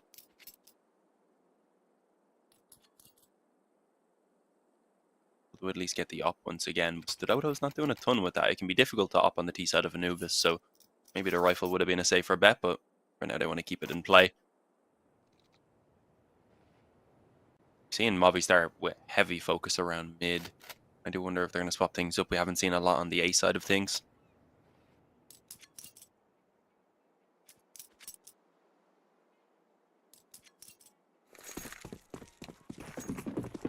Definitely feels like there needs to be a change, doesn't it? Consistently trying to work that mid control. Stiko's found a way to break it. This time a heavy B lean. Yeah. To start things off, this is going to be quick. Sending Adam mid as they had before, though, so it might seem like it's perhaps just the default if he did find contact, although they're not even going to wait for that. Just coming straight through main, a crazy spray from Stiko that he just couldn't quite get control of. And then a flurry of frags come in for the T side, which leave them with a man advantage. I say that, but it's just about, you've got 22 health for 2 of them combined, so Stododo's the only healthy looking man left on that T side. That's some really nice util from Davigi, though. The smoke completely locks out both of these remaining players. The HG should have finished him off, but it gets caught on a ledge, and that'll be enough. The fall of a HG that should have killed Davigi but didn't will be enough to deter Monte from giving this one a go. 16 HP between Davigi and Justin. They will get away with it. 5-all. Movistar Koi, the fast-paced B hit. It's a little ugly. It's a little rough around the edges. Definitely a work in progress. But it's a work in progress that works for them. 5 apiece. I mean, this T side, it's not feeling great, but if they can come away with 6, even 7 rounds, I think Movistar will take that with open arms. definitely felt like Monte have been in the ascendancy at times, and Movi are just scrapping, keeping the fight.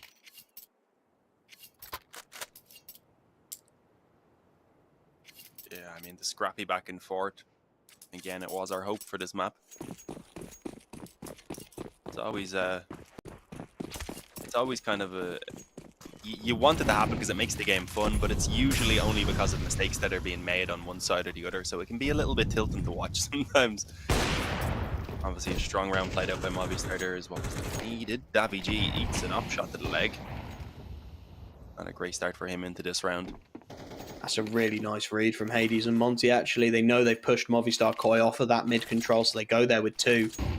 Put the AWP in a position to have impact, but DemQ now under trouble, has Hades to back him up. First the leg shot, which allows him to kill Davigi, then the AWP straight up takes out Just. Rotating it around so that Movistar are never quite sure where he is and where he's going to be finding his next kill. Krasnal deals with Mopos outside of B main, and this one again has just methodically fallen apart. Pick after pick going against the T side. For Adam and Stadodo, aggression all over the shot to deal with. A missed shot from Stadodo. His position now known, tagged up. Will finally deal with one. Opens the account of Movistar Koi, dealing with Sticko, but with 40 seconds left on the clock, he doesn't look that interested in trying anything else.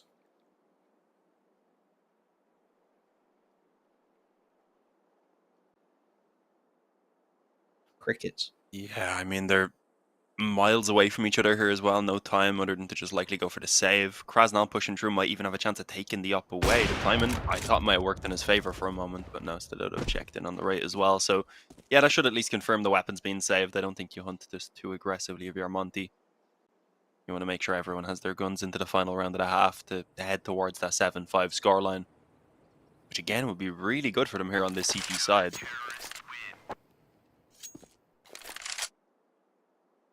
Especially after the start Movistar Kai had.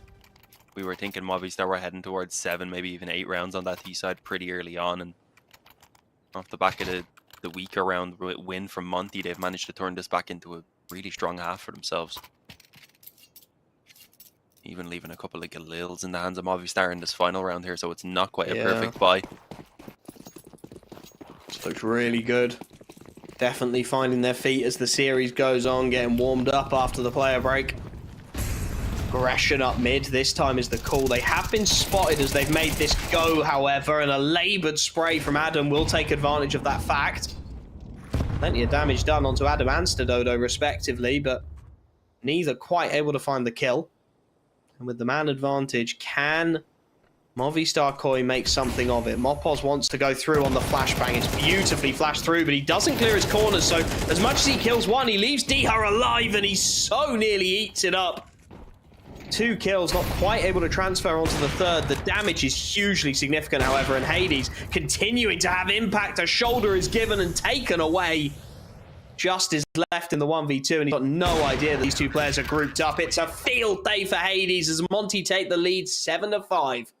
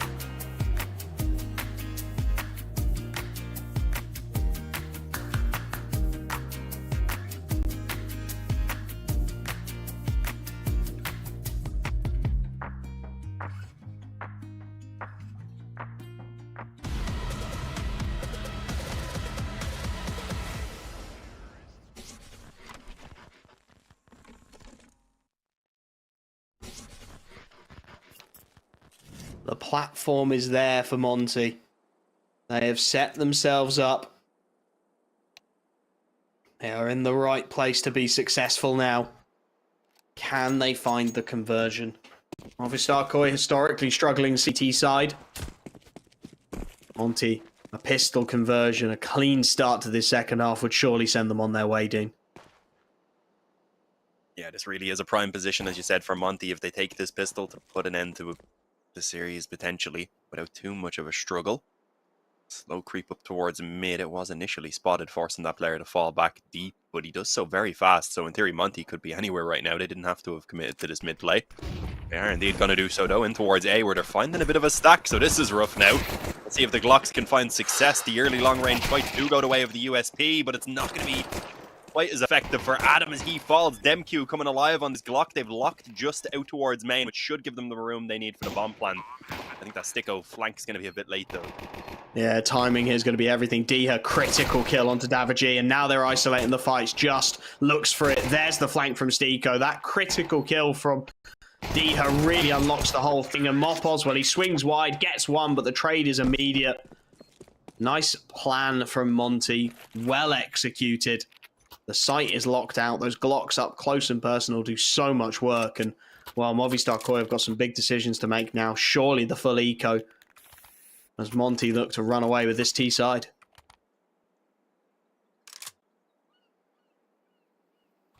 Yeah, this is, as we said, pretty much worst case scenario now for Movistar. They'll be forced to take an eco, hope that this first gun round goes their way and that they can build off the back of it. But if it doesn't, then things are probably not really going to get going at all on this on the CT side. Full B stack. I do like that they're taking the gamble, especially since they have no investment. One flash though, alongside the B250 unjust. Fairly standard default for Monte though. They really don't have to rush into anything in this round. They've gone heavy on Galil's. One Mac 10 that can maybe build up economy, and it's getting the chance to do so. Okay, Dihal, a little bit of assistance. It's the ace in the end. 3 of the kills on the Mac 10 as well.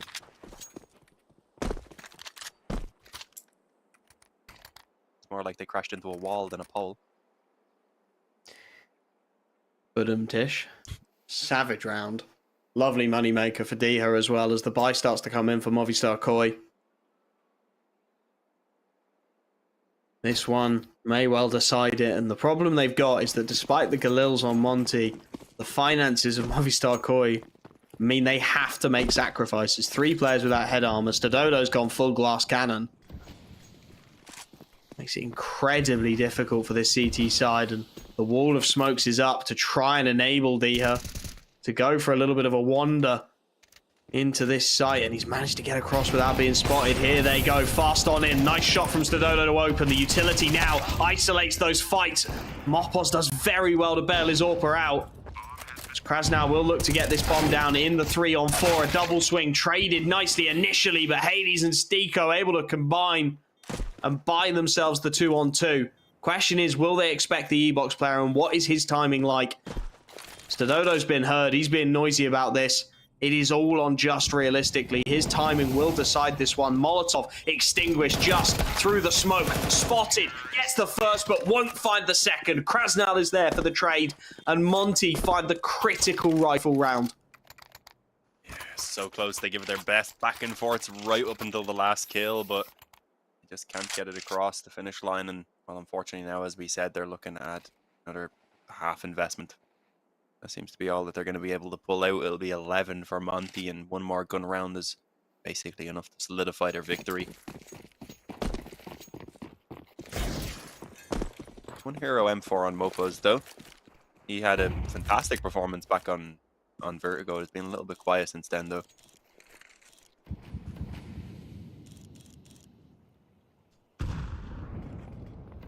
Crazy again for Monte. Yeah. Seen these Deagles go to work a couple of times now, but Monte treating them with the respect they're due. Just passive in these opening moments, waiting for the aggression that they know has to come. A dink from the M4's not good enough. Demq able to deal with just in simultaneous fashion. And the picks are just going against them. Diha even finds Davigi. The Mac 10 up against the recovered M4A1. And it's the Mac that comes out superior. Adam and Stododo left. The bomb is working its way towards a completely unoccupied A site. This will be 11 for Monte. It's just a question of how much damage these two remaining pistols can do.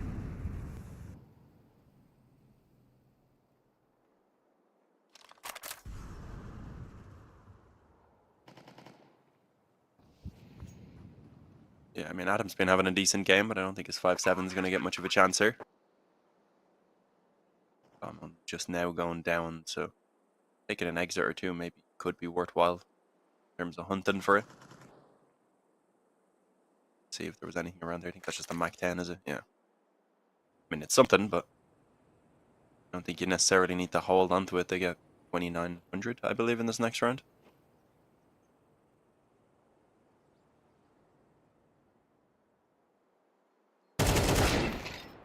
Oh, decent shot by Stododo. Okay. That's an AK. He might not get it in time, though, unfortunately. DemQ was fairly close on mid. Now the Mac 10 at long range probably won't fare much better, so Adam says, yeah, okay, let's just stay alive at this point. I could do with the Kevlar I currently have, especially. Oh, and he even gets that kill with the Mac 10. There we go. Extra 600 quid. They get the op on Stododo either way. Adam should get the M4 out alongside a good batch of utility, including one of their 2 kits. So it is a nice find. You gonna get the second kit? Either way, they have to win this round, and well, with that, they've actually decided to use up their second tactical pause now as well. Monte never needed that third one. You were a little worried for a second, weren't you? Yeah, I mean, round 3, we thought maybe they were running out of pauses, but clearly the early discussion was enough for them to turn things around, and really they've just been in the driver's seat since. Yeah. Some turning around, considering map 1. Monte have really found their form. Definitely, I think, starting to see the early signs of promise, and just perhaps that the new in-game leading and the new system's not quite bedded in yet, or that Hades needs some time to grow into the role on these slightly looser maps. Seeing what they're made of. 2 rounds away from taking the series victory. And this buy, well, it's do or die time for the CT side. Stododo wants this peak as well. Sets himself up in jail. Hoping that someone will give him a look in. For now, Monte happy to play passively, happy to hold their angles.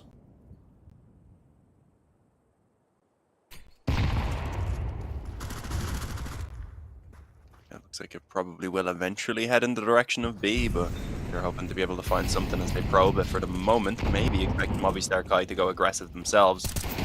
Well, that might not be a bad shout. They definitely were considering close on main right there until they found that fight for the connector, and they still want Stododo to go forward. That's a bit of a mistake. I guess with the smoke gun behind them, realized he had no more assistance anymore, was hoping to maybe at least take a player with him, but instead it's just left openings on towards that B bomb site where all the players have already been weakened up. So much damage done. There's a fast rotate coming in from A from both Just and Adam S, but the damage is surely being found here. They're trying to transfer the bomb across though, and Adam gets the critical kill. Drops that bomb for a split second, buys his team a 3-on-2 that they really had no business getting their hands on. Should have been a done deal. Now, Deha on 10 HP, nothing he can do. It is all on Sticko. And what should have been the round that likely decided the series has slipped away in heartbreaking fashion, you have to say. There's so much damage on the board, but the shoulder peak isn't going to work. Daviji gets his kill. And it's 6 on the board for Movistar Koi. I've got to admit, I did not see that one coming. Yeah, kind of out of nowhere. If not for Adam's play catching the rotations there on mid, they were pretty much screwed. So it's the individuals who are able to carry them through into a 6th, as you said, but now they need to keep that up for pretty much a flawless CT side from this point forward, unless they want to fight for an overtime or just straight up lose. So no more dropping rounds. This round still is one that they have to overcome before they find anything a bit easier as well. It'll be the next round forward where the ecos will come into play. A nade, not doing as much damage as I thought it was for a moment. Thanks to the fact that he was jumping himself, I believe. Yeah, slow default from Monte right now. Could be expected. Just waiting mostly. out. It's understandable. We've seen a lot of proactivity in the last few rounds from Movistar Koi in both the early and the mid rounds, so just waiting it out in the initial seconds to see if it will be forthcoming before they plan their play. It looks like they want to put some pressure onto mid here. Stiko and Hades going to work their way down. Open a rifle's a nice combination to have in position. And then flashes through the door. It's an ugly flash, but it works. Hades now under pressure, does well to trade it. Stododo, meanwhile, has taken a ton of damage in towards A main.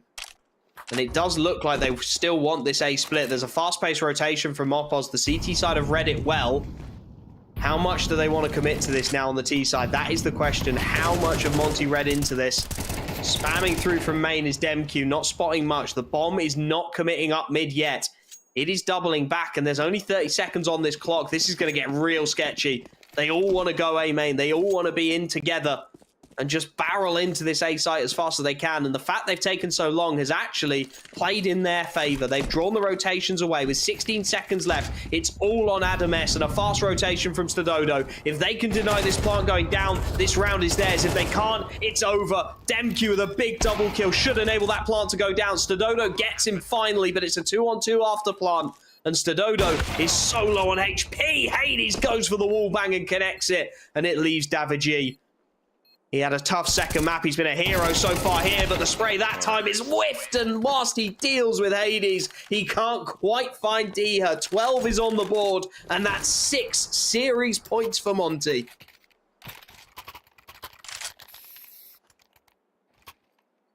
Yeah, so many chances, as you said, to put an end to this. The final pause from Movistar Kai comes out before Monte ever had a need for their one, and well, yeah, they needed to have a little bit of a discussion here because it's going to be at least a weaker weapon or two. Just actually decides to go for the M4, which leaves them with very few nades, just a HE. I don't think they're going to have a kit to work with either, unless Davigi is willing to completely sacrifice down to maybe an MP9. I think that's what we might have to see from him.